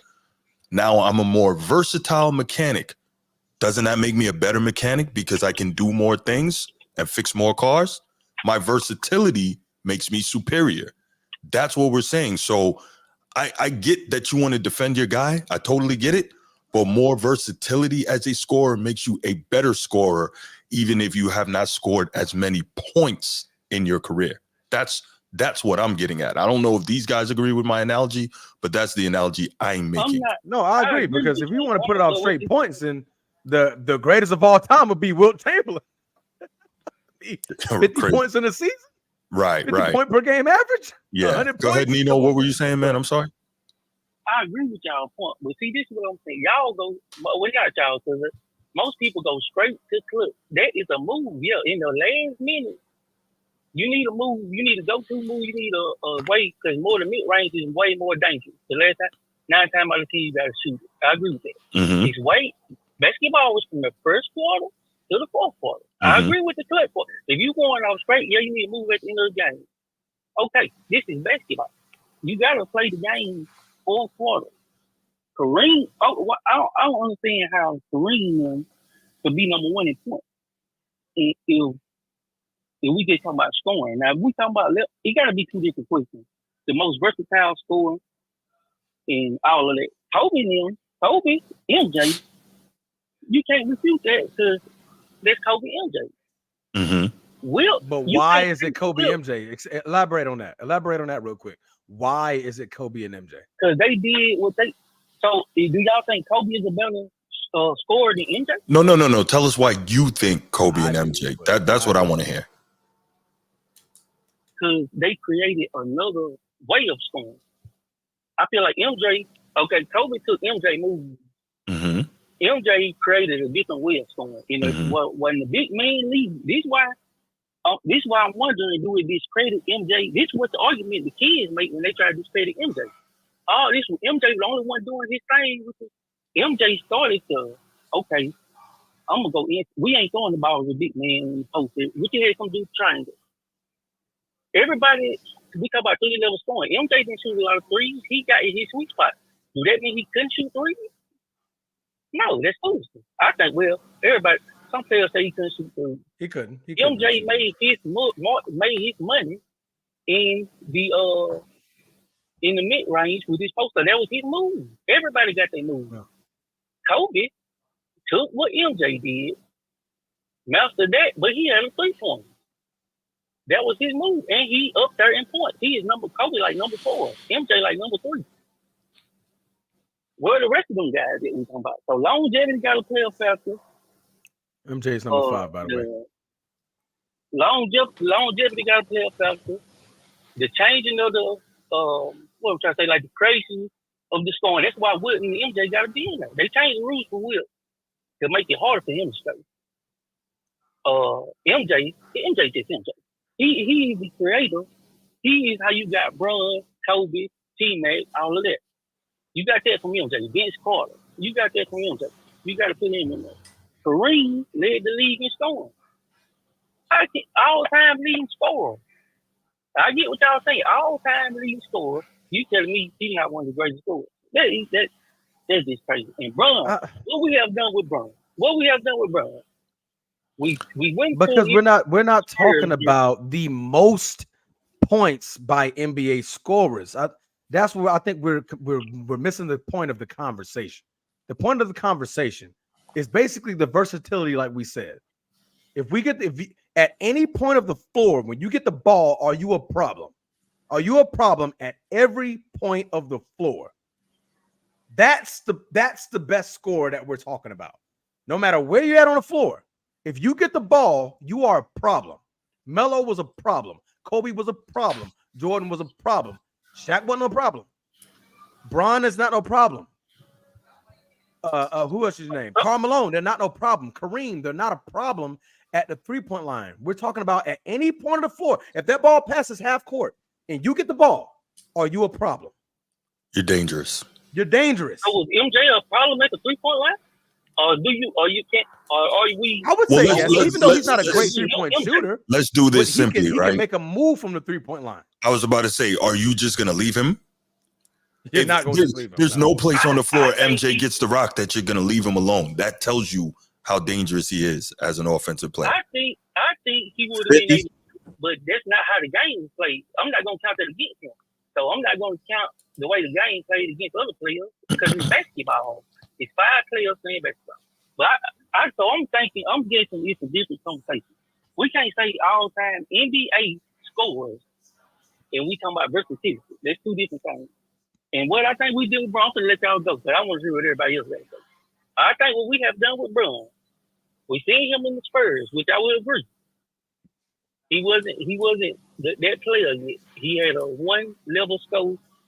That was his thing. We seen him against Dallas. His mind wasn't there of his movement, and he had to move yet. The next year, when he lost to Dallas, when he had KD on him, he had KD in the post, baking him out. We seen him play in Cleveland. I don't know if y'all seen him play in Cleveland. When he now is he in Cleveland, I would say he was closer to a 3 level in Cleveland. But his second stint in Cleveland, LeBron was closer to a 3 level in Cleveland because he did take a lot more. He got better from 15 feet. He got better from 25 feet.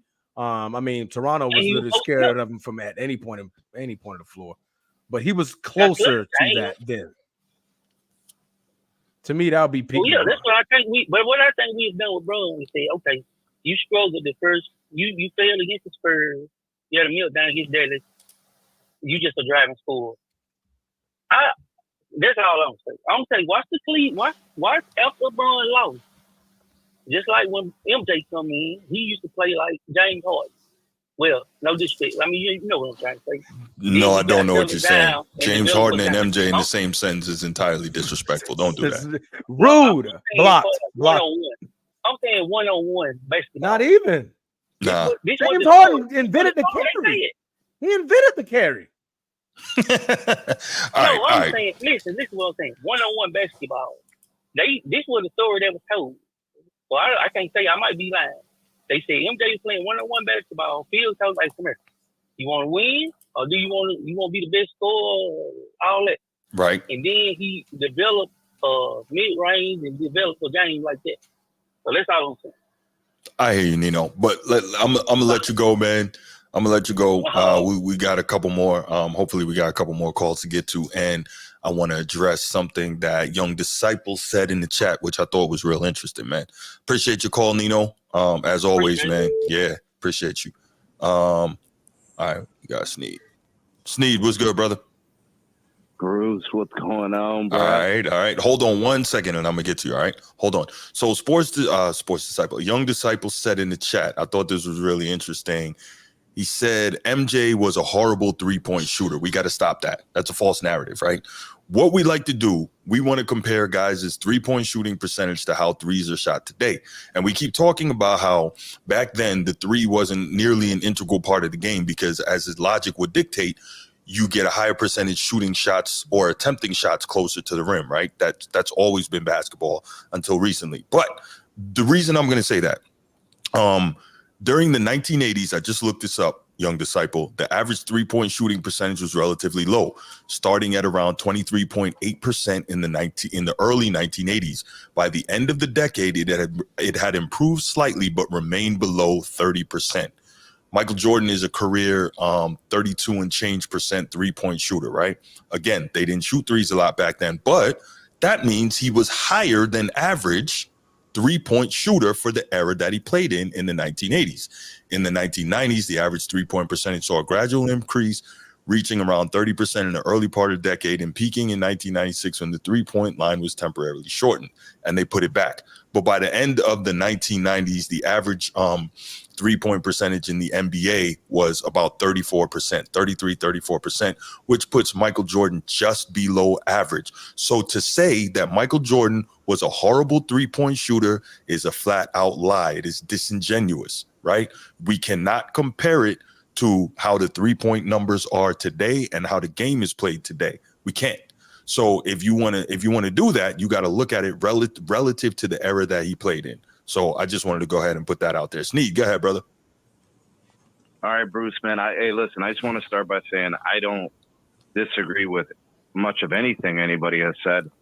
I think the criteria by which you guys are using for this discussion or debate or whatever you want to call it, I think they're all fine. It's hard. People are saying, you shouldn't just count versatility. You shouldn't just count dominance. I think you count all of it, because here's what's going to happen. If you only count versatility, you're taking a guy like Shaq out of the discussion. You're saying, well, he was just huge and dominant. Mm-hmm. But if you're so good at something, it gets you in the conversation, right? That's so fair. like, if you got 5 things, right? 5 level score is what I heard Transformer talking about. Mm-hmm. Like, if you got 4 things, you could still be a better scorer than the guy who has 5 things, because with the 4 things, but you had the go-getter attitude. You were aggressive. You had better players around you, which got you more open looks, like a lot of other factors. So I'm not going to discount a guy because he only had 4 levels of scoring and not 5. Now, it starts to get extreme, like where you only have 1 way to score and another guy's got 5. That's a huge discrepancy. Because I'm looking at a guy like Kyrie Irving. Mm-hmm.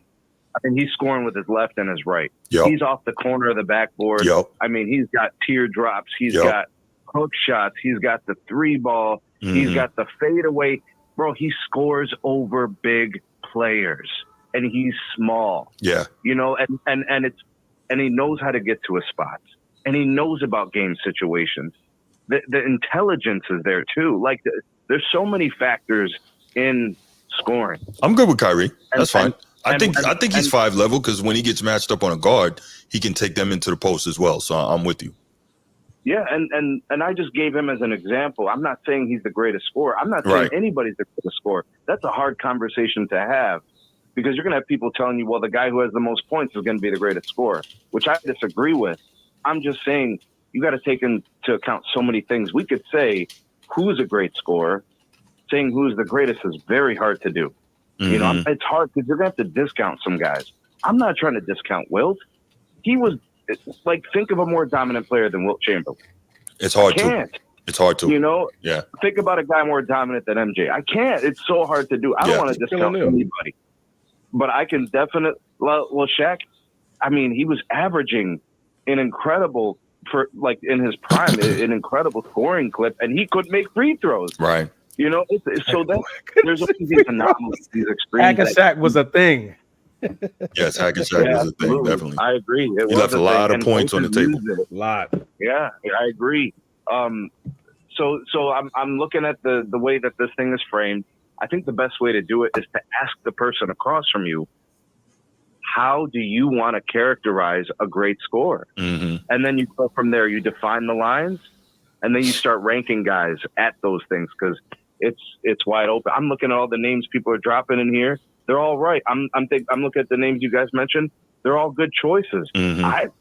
I'm not going to sit here and argue any of these guys. I mean, look at the names that were mentioned. People even said Mitch Richmond. I said that. He was a great scorer. He was. You know what I mean? Like, he was, bro. But he was in the Jordan era, so everybody gets downgraded from right. that era. Right. And then what about Kobe, who was playing against the Spurs? Oh, you already know. Talk about playoff basketball. He's one of the ones that don't get mentioned. How many points you average against the best teams in the league? Bro, the bums at defense, they're at home after April. Mm-hmm. All that's left are defensive teams. Mm-hmm. So when you're scoring 30 in the playoffs, you are the one, right? So that's why Jordan gets credit, because he would level up in the playoffs and in the finals. He was breaking dreams. He was a dream shatterer in the playoffs. Yes, he was. And Kareem invented a shot because they told him he couldn't dunk no more. Mm-hmm. Like, these guys deserve respect as scorers when they tell you you're not allowed to score like this anymore. Mm-hmm. That's crazy. That is crazy. No, you're right. And a good show, good topic. You guys are the best. Thanks for having me on, bro. Hey, I appreciate you, Sneed. Thanks so much. Sneed. Salute. All right, brother. All right, we got any more calls? I know I saw a Sports T in the chat. I don't know if you can get in here. Who's Sports T? We know who that is? Dominique. Dom? Yeah, that's Dominique. That's her show. Oh, snap. Oh, she started it already. Yeah, man. I did not know. Like, last time she talked about it. I didn't know. Yeah. You gotta go over there and subscribe, bro. Okay, man. Hey, you know what, Dom? I'm doing it right. Yeah, do that. I gotta hear your ridiculous LeBron takes. You know I love you, girl. Dom, I love you, girl. Is it Sports T? Okay, I got it. Okay, well, looks like we're done on this topic. So let's go ahead and knock out this last one. because it is college football. So we got to talk about this, and then we will be done for the night. So this that kind of got to me personally. I definitely wanted to talk about it. What we got here? Hold on 1 second. Facts. All right, let's go ahead and talk about college football, Coach Prime Deion Sanders. So we know that this guy is he's arguably one of the greatest athletes in American sports history. He's a Hall of Famer in football, arguably the greatest defensive back of all time. Most people would say that. I think maybe there's a little bit of argument for it, but I'm not mad at anyone who says that he is. So there's that. Obviously, he was a very good coach, an outstanding coach at Jackson State before he moved on to Colorado. And we saw all the hype and excitement that brought, and they won 4 games last year, which was an improvement. It was an improvement off of 1 the previous year. Now Colorado is moving into the Big 12, and they've got a lot of expectations ahead of them. So recently, Deion was, I was supposed to have a clip for this. Deion was at a post-game, post-practice, I should say, press conference, at which point, here we go. Let me see if I can get that for you.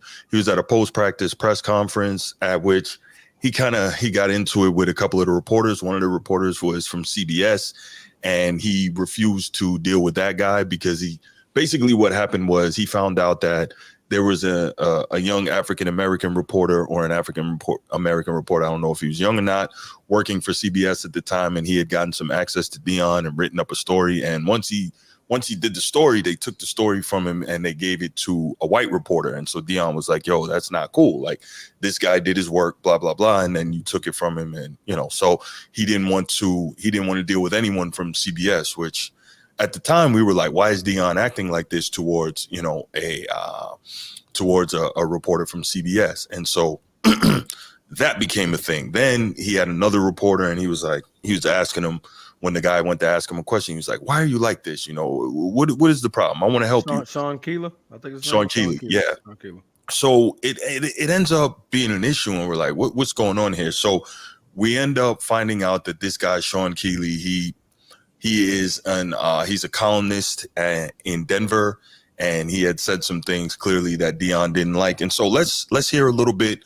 They discussed this on The Odd Couple with Chris Broussard and Rob Parker. I think Ephraim Salaam was in that night for Chris Broussard with Rob Parker, and they talked about it. So this will kind of give a little more insight into what was going on there, and then we'll come back and discuss it a little further. And I'll explain why this touched me personally. Pause.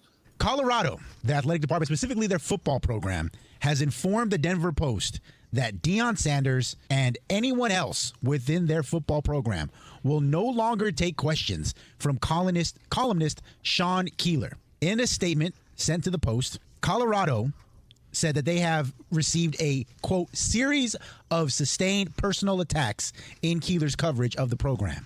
When asked for specific examples on how they personally were attacked by Keeler, they referenced a handful of stories which used phrases such as, quote, false prophet, deposition Deion, Planet Prime, the Bruce Lee of BS, the Deion Kool-Aid, and overall describing the program as a, quote, circus. Ephraim, here's why I'm mad. Okay. Here's why I'm mad. Forget about Deion and Colorado. Shame on them, okay? Big babies. Do you remember when Colorado won its first game? Yeah. Last year, Yep, you remember? Yep. And what did Deion do in the very first game? What did he do? He called out Ed Werder. Do you remember that? Mm-hmm. Right, Rob G? Was it Ed Werder? Yep. He said, now what do you think? You remember that? Yeah. Called him out after the first game. Okay. Here's my problem. Forget Colorado. Forget the football team. If you're members of the media, not only from the Denver Post, but from all the newspapers, TV, and radio stations that cover that football team, they should refuse to cover Colorado football if they're going to exclude a columnist from doing his job. Ephraim, they have every right not to answer a question from that guy. Do you hear me? You're not obligated, Ephraim. If I'm go up to you and I say, Ephraim, what happened on that play, whatever, or whatever you whiffed and the quarterback lost the ball, whatever it is, okay? You could say to me, no comment. and I have to respect that. Do you understand? There's a difference between letting a guy do his job and you not participating. But when you tell a guy that he can't do his job or he can't be around, if you're a member of the media not working for the Denver Post and you're with another outlet, if you allow Deion and Colorado to do this to this columnist, the stuff that he said, Ephraim, is nothing. That's what columnists do. There was once a general manager in Detroit named Jerry Walker. I think he's passed away now.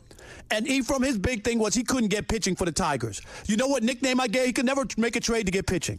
I gave him the nickname Dr. Doolittle. Okay? That's not bad, right? Because he couldn't get any trades done. Randy Smith was another Tiger general manager. I gave him the nickname Rancid Randy. Anything he touched just turned to goo. All right? And my point is, as a columnist, that's the license you get, right? Your opinion to be witty, whatever. And people have a right to want to talk to me or not answer my question. That's fine. But to single out a guy and tell him that he can't participate or ask any questions is unheard of. And the rest of the media cannot allow this to happen. So I know that was a little bit of a long clip, but why this got to me personally is because I've been a guy who has been in the post-game press conferences, and I've been in there asking questions and trying to get quotes so I could get my article in and all this stuff.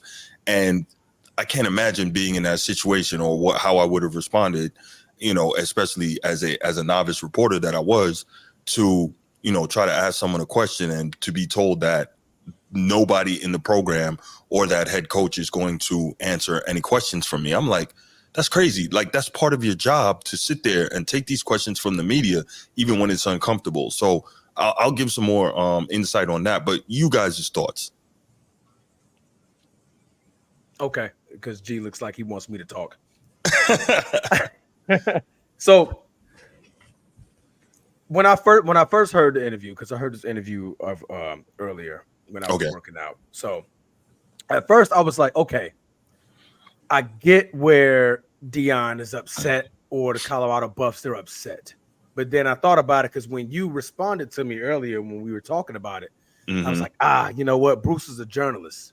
He's been in that situation. So I then started trying to see it from both angles on how this is bad, like bad on one end, but also bad on this end. I get what Deion and the Colorado Buffs are getting from trying to silence him, but I think in this part, Rob Parker is right. You don't have to necessarily say he can't talk, right? Like you have the right to be like, okay, because I believe Marshawn Lynch did this great. All right. Yes. They ask him a question. He's like, I'm just here so I don't get fined. Facts. Move on. Next question. You know what I mean? So I think you can do that. But I do feel it's a difference in personalities and it's a difference in egos. Deion Sanders has never been talked down to. He has never been criticized as heavily. He has never been in a position to where every time this one person says something out their mouth, it is something disrespectful. I've always been in the limelight. I am one of the greatest players to ever play football. I did my thing in an HBCU where I led them out of the mud and got them to where they're at. You know what I mean? To win a SWAC. It was the SWAC championship, right?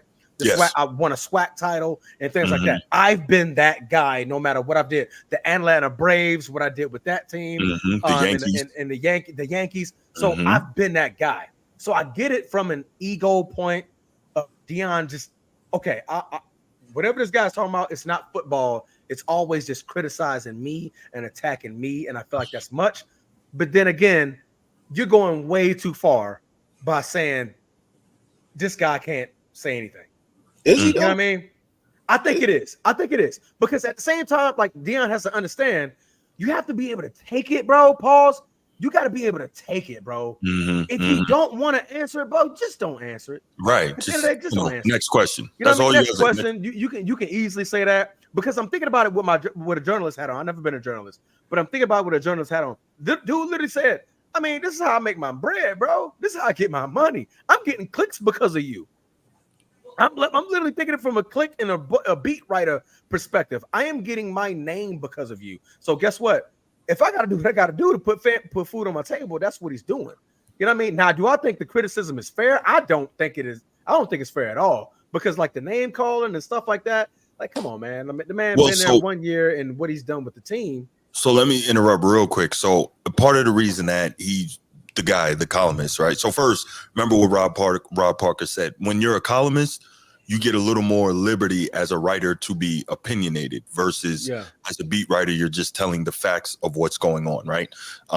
Secondly, I think that the other thing is when this guy says this stuff like the Bruce Lee of BS or, you know, Deion whatever and the Deion Kool-Aid, first they're saying like, okay, well, Deion gets all this hype. He only won 4 games. Now it was year 1 and that was an improvement. So be fair, whatever.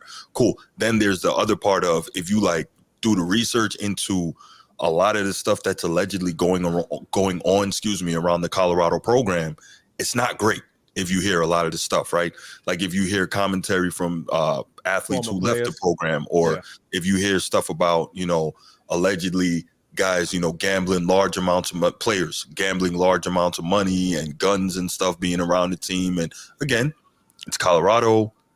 Guns are probably very legal in that state, but a lot of stuff is legal in Colorado. Right. But it just doesn't sound right in terms of, you know, leading the program. And especially if we're honest, you know, a black man who is loud, aggressive, and can be abrasive, right? In Deion Sanders. That's what he's always been. I was about to say he's always been that, but he's always been the one that could back it up, right? When you're a coach, you can't necessarily back it up because you have to depend on other people to back it up for you, you know? And let's be real too. Here's the other thing, and then I'll let G go.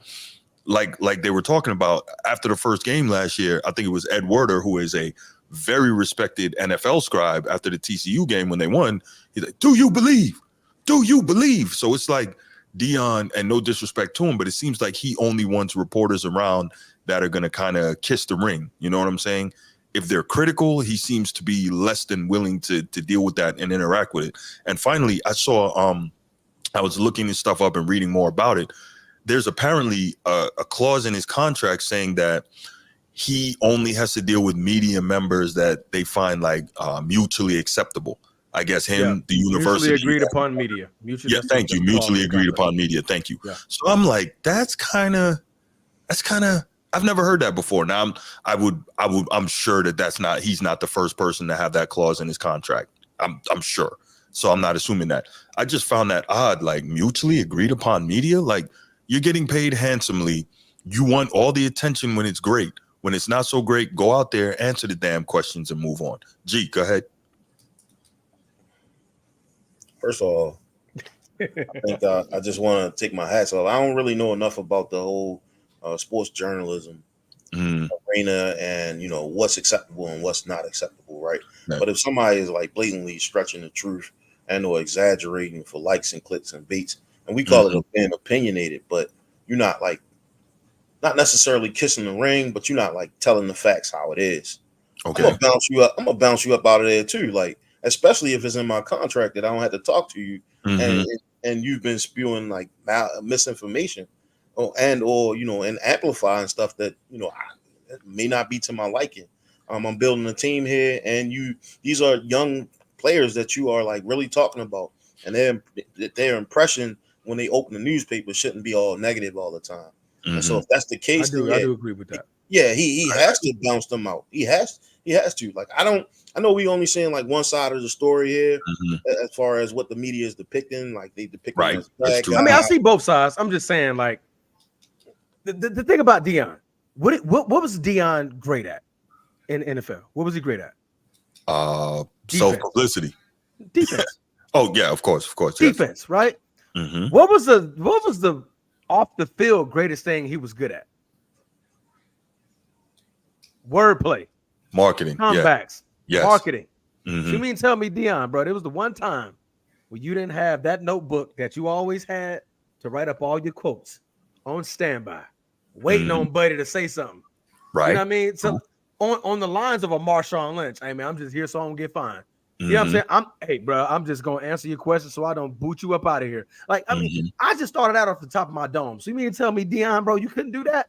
You know, I think it's just maybe he didn't want to. Like at some point, the madness, the nonsense has to stop. I see what you're saying. You're not just going to say whatever you want out your mouth in these places and think you're gonna sit in my face and then ask me questions and twist the things that I say or the things that's going on in my locker room.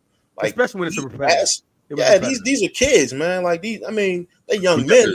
We got to stop that. These are kids, but go ahead. They young men. I'm gonna say they young men. Right. But the thing about it is like under 25. They young men. He wasn't even talking about the kids. If you look at all the names, bro, it was pointing at him. Mm-hmm.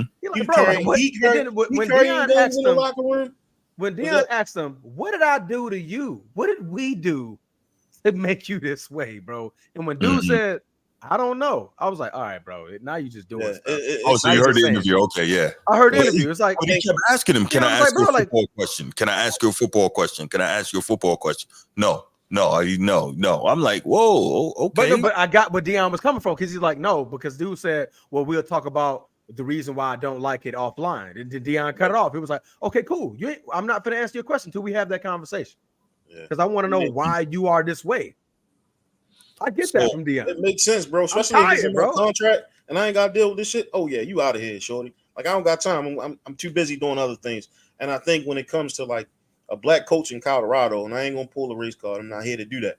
But I'm gonna say that he's under a lot of scrutiny to win. And winning only 4 games last year, that probably didn't help his cause, especially with all the publicity going around. I was about to say, I think it was more sort of hype that was around him in the program, not necessarily because in any other situation, going from 1 win to 4 wins in a season, that's a good turnaround, right? That's a good improvement. Not to mention the cost to go there right now since he's been there.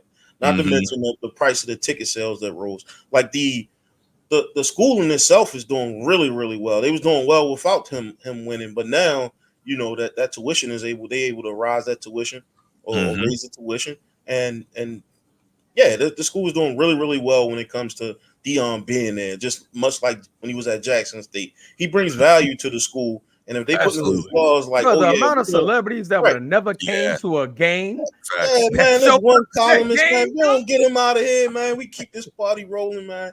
Yeah.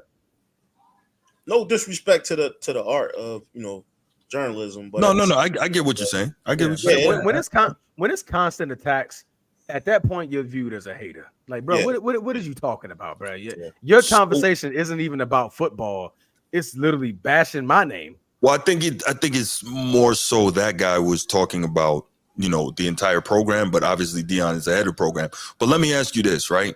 If he had been attacking the players, what would have been said? Why is he attacking the players? Why isn't he going at the coach? Deion's a coach. Talk about him, right? So then he talks about the coach, and now that's another problem. Like, you see what I'm saying? Like, you talk about the head of the organization, so it's a tough situation. But I think it's the reason why, because if you look back at what Sean B, he mainly comes at Deion about is for what Deion's been doing for about 30 years, being him, being the face, just a hater. Being the loudmouth, being that cocky person, confident. Like Deion Sanders sold his name off of confidence. That boy got drafted from Florida State. Okay, like he was that guy. I'm the most confident person. He became a coach at Jackson State with confidence. With confidence, he's going to be the SWAC champion. He's going to do what he's going to do to that program. With confidence, he came over to Colorado. Right. That's just the way Deion is. So let me ask you this, right? So you guys see it as, you guys agree that it's sustained personal attacks, right? So deposition Deion, right? Do you know where that comes from? That comes from the fact that he was deposed in the case, the case because he was involved in the case that had to do with his son Shiloh allegedly attacking somebody at when he was still in high school. So now is deposition Deion? Is that a personal attack? It's not. He was in a deposition. What does that have to do with football? His name is Deion, right? Well, the thing is, this guy is a columnist, so he can talk about all things surrounding Deion in the program, right? Obviously, so deposition Deion, not a personal attack. That's legitimate, right? Deion Kool-Aid, the Deion Kool-Aid. What's the Deion Kool-Aid, right?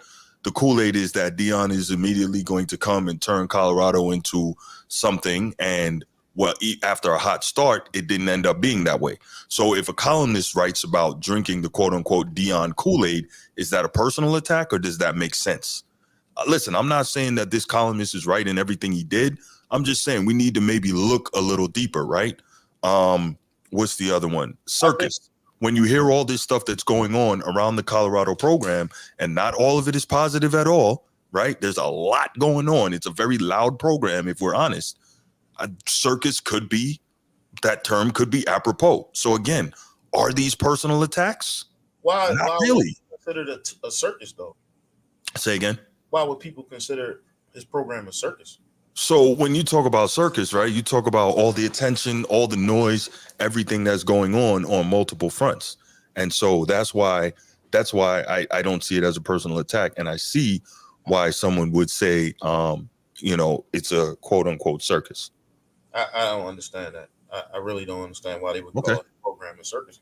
Because as a coach, you're supposed to be able to recruit, right? And recruit. And now with this NIL, like, how do you recruit players? You got to appease to the talent, right? So when you come to my school, oh yeah, you're gonna have some of the best coaches in the Ed Reed or Warren Sapp or who else is on this coaching staff. But you have all these things. It's because his coaching staff is the way it is that it's a circus, or is it that celebrities come there that it's a circus?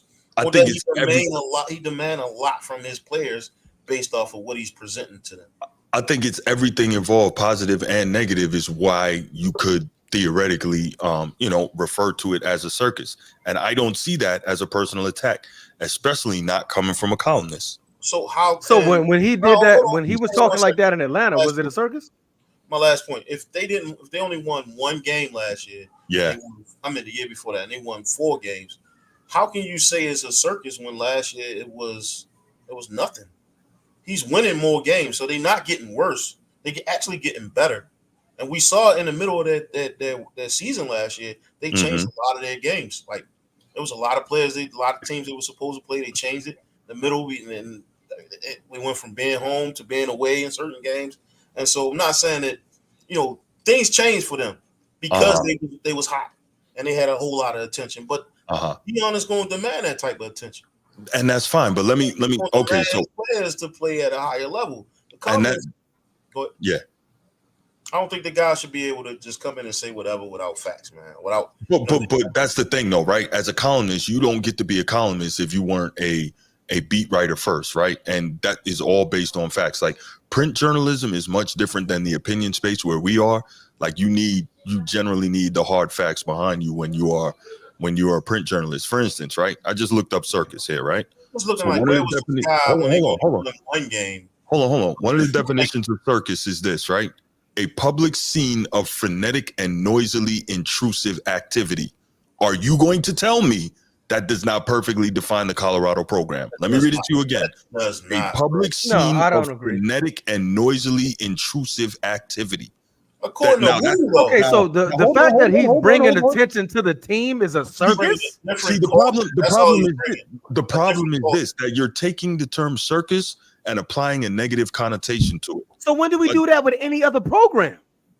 Exactly. We don't ever say that for any other program. Say that he's bringing a circus. So let me say that as a joke, as a clown. You're a clown. If I call you a clown, it's not because I think you know how to make people laugh, because you know how to do funny things. So let me ask you this, right? This is disrespectful. Let me ask you this, right? Because I'm a communication grad. Words matter, right? Words matter. And so I'll say this.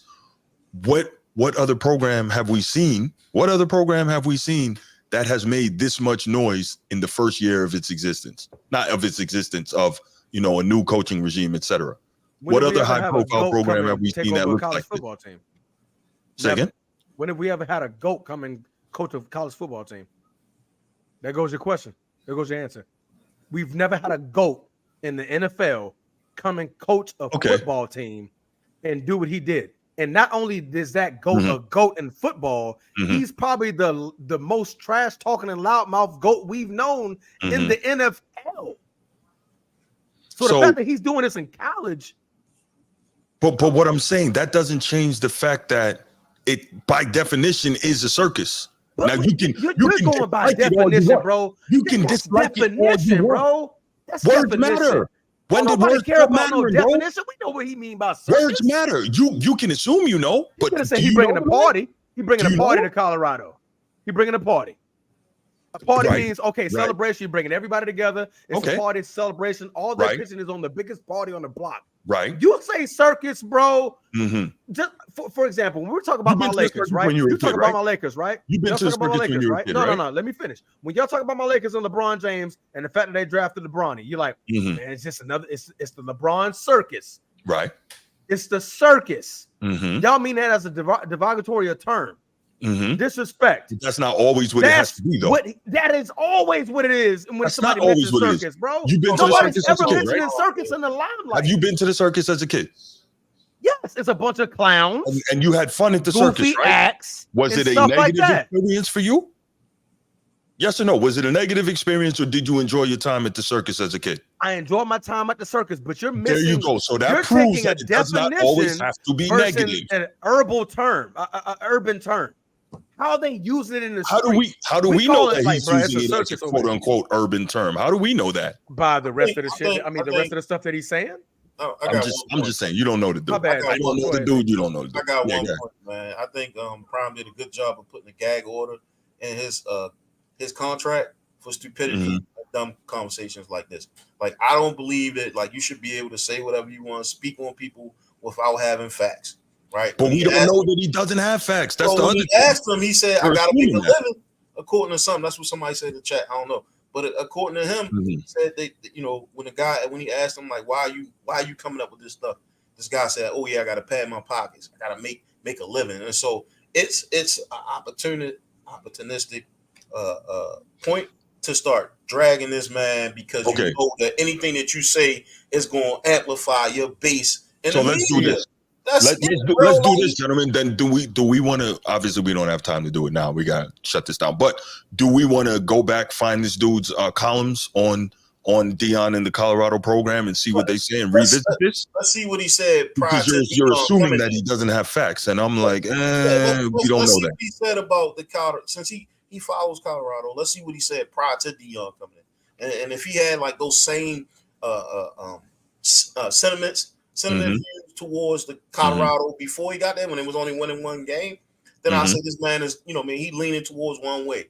But if it's only because Deion is there, then that's wrong, bro. I will say this: nobody was talking about them prior to Deion's arrival, so it wouldn't have been a circus, right?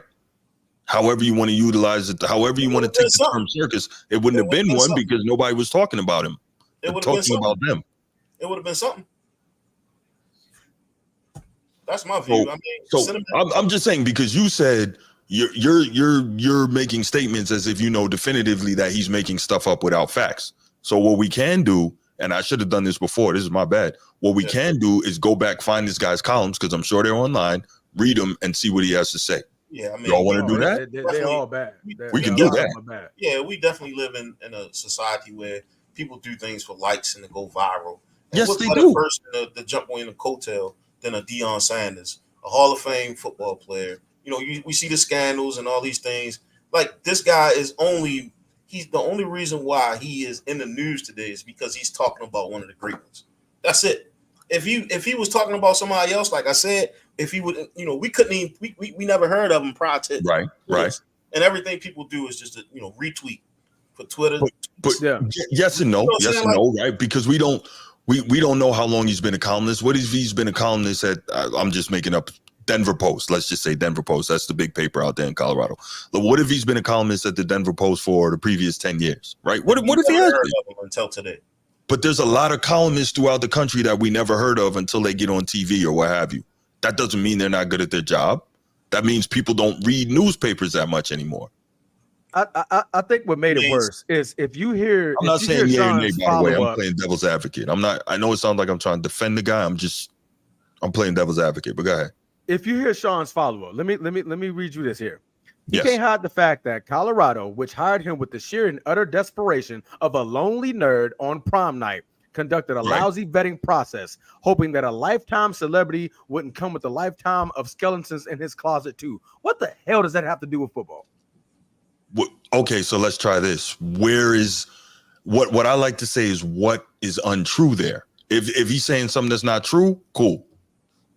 I got you. But if you're known and he's calling you out, this is after he made his statement, right? The interview where he was like, I ain't got nothing to say to you. So if you are constantly attacking my name versus talking about the game, and then you follow up with that, I know what you about, bro. You came here you for assume me. you know what I'm about, right? Bro, nah. See, we can't do that. We can't do that. Are we freaking We know what Professor X you're here now? for. Are we Professor X now? Are we? We know what you're here for. I'm asking you. Are just we like y'all, because y'all do the same thing for LeBron. If somebody say something good about LeBron, you're like, oh, it's a fanboy. It's a part of the team, and it's a part of us, the Clutch Sports, right? You assume, but you never heard Braun say something. Okay. Right? You never heard Braun say something, so we assume. That's why he put the gag on the pause. That's why, because it's his right as a coach. No, it is his right. It's in his contract, and I will give you that, G. Yeah, that's go eat somewhere else because you can't eat here. And he took. All right, that's cool. But like I said, I think we should go back, look at the columns, and see what what has been said consistently. And Steve, you're right. I'm sorry, not Steve, Sneed. You're right. But me personally, I feel like just based on what we've seen here, if you're not very what's the word? I mean, they won 3 more games than they did the prior year. They did, and that was the first thing I said. And they did a lot of things. Like they didn't acknowledge that. They didn't even win their first year coaching, bro. Like they don't even win. Like, again, let's not act as if I didn't acknowledge that from the very beginning of this topic. That's the first thing I said. It's not about what you're acknowledging. It's the fact that what he's talking about. It's not about, like, you know what I'm saying? Like the man made you're not saying these things. He made an improvement from 111, 1 and 10. 1 and 11. 1 and 11 to 4 and 8. Is that not an improvement? Absolutely. What was the problem last year?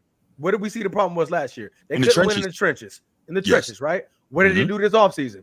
They went and got some bros to get in the trenches. So let's talk about the improvements this man is making on the game. Listen, I'm with you, but what you're for again, how are we? All right, it's cool. You know what? We see this differently because I don't see him as a tax, but that's cool. He's got the journalist hat on. Yeah. Now you're seeing it from an outside perspective. Like we don't all have that journalist hat on, G. We don't take the word circus as a definition of he's just bringing a good show for people to see. We take that as disrespect, bro. I don't know where you're from, but that's disrespectful. You can take it that way, but again, to me, and I've always been this way. Words matter. They have to matter. If words didn't matter, we wouldn't have dictionaries. It's that simple. Words. Okay, and the Urban Dictionary matters too. Okay, if that's the case, the Urban Dictionary matters. I think he's triggered by, I think he got PTSD and he's triggered by what a lot of these people say about him. That's what I think. Who's he? Deion. That's possible. Last year he ran into a bunch of scrutiny about him just being a black coach at Colorado. I mean, I think that's absurd. But you know what? Look, let's wrap it up with this. The easy way for him to fix this: go out and win. That's the easy way to fix all this. So we'll see what happens. 7 games this year. I mean, I can see that. I can see that. 7, 8 games. Yeah. No, I think they're going to be much improved. I do. You know, that was never my concern or my issue. But let's go ahead and leave it right here. Y'all want to take some calls, or y'all want to call it a night?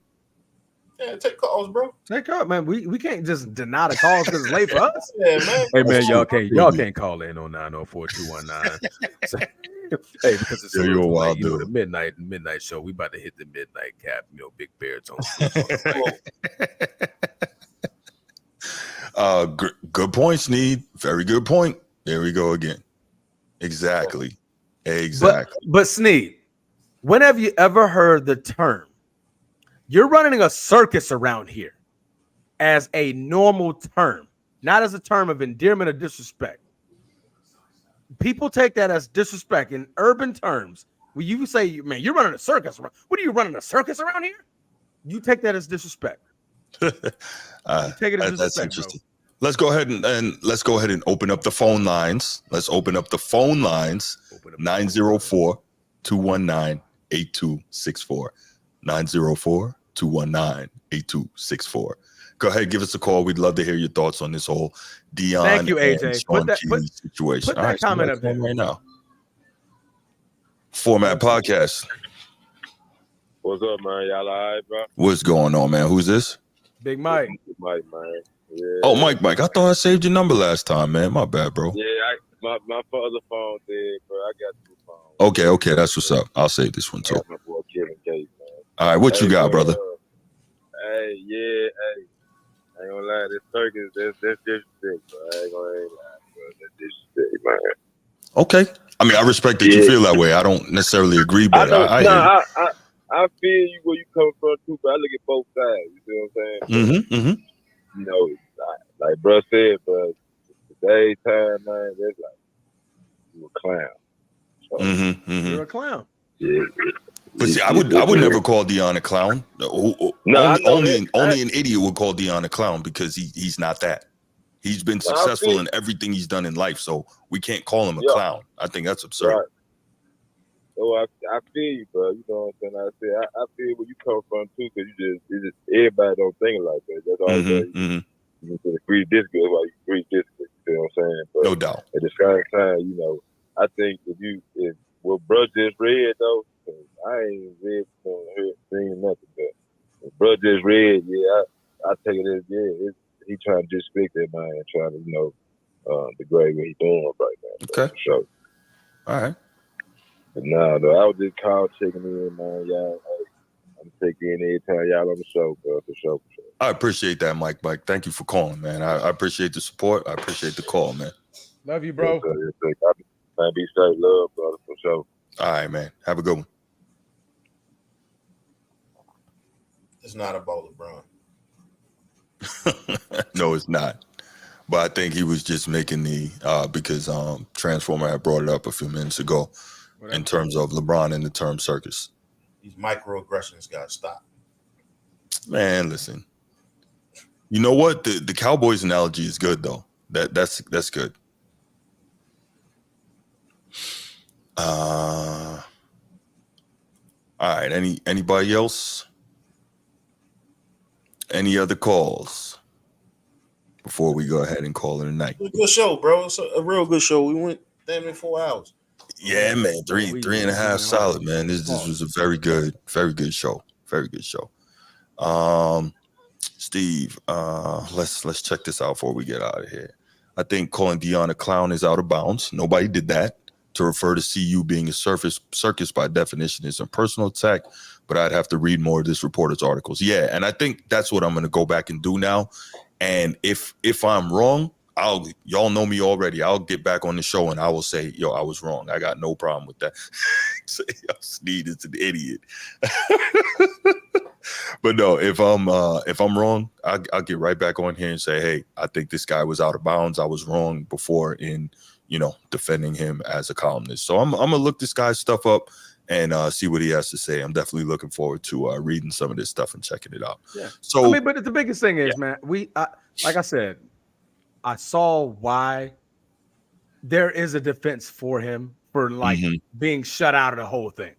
Like you typically don't see that. You know what I mean? Like, granted, that's in Deion's contract. I get it, and that's the big part. It's a very, very unique situation. But it's probably not unique. It's probably just the first time we're hearing about something like that. Exactly. So it's probably not unique at all, to be honest. It's probably like okay, like you could just not answer just do what you did in the last one. It's like, okay, yeah, I get you. I'm here, so I don't get fined. Next question. There was another guy that was writing for him, and then they switched it out and put another dude. It was like a young African American that was writing it first, and then they switched out. Another guy there. Yeah, that's why he was like he didn't want to deal with CBS because CBS is wrong and they knew what they did.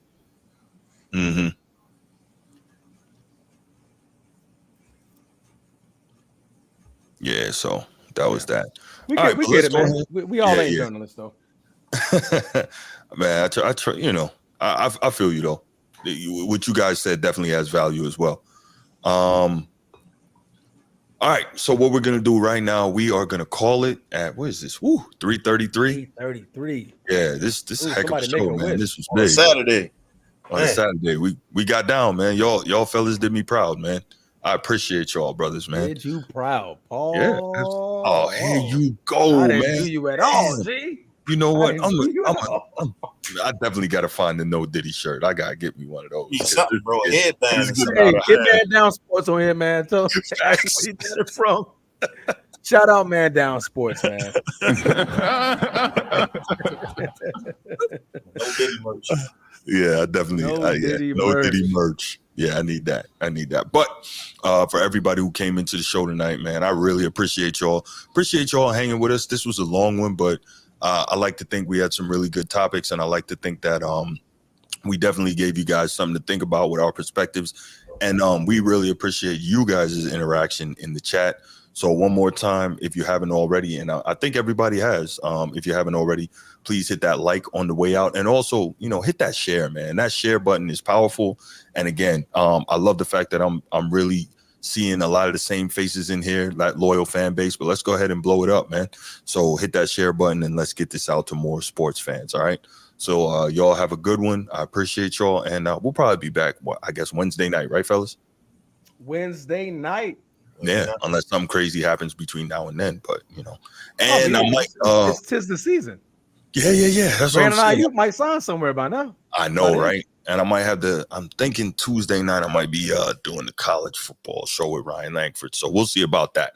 But man, if you bring Ryan on, I gotta be on that, boy. My boy Ryan, man. Yeah. Yes, sir.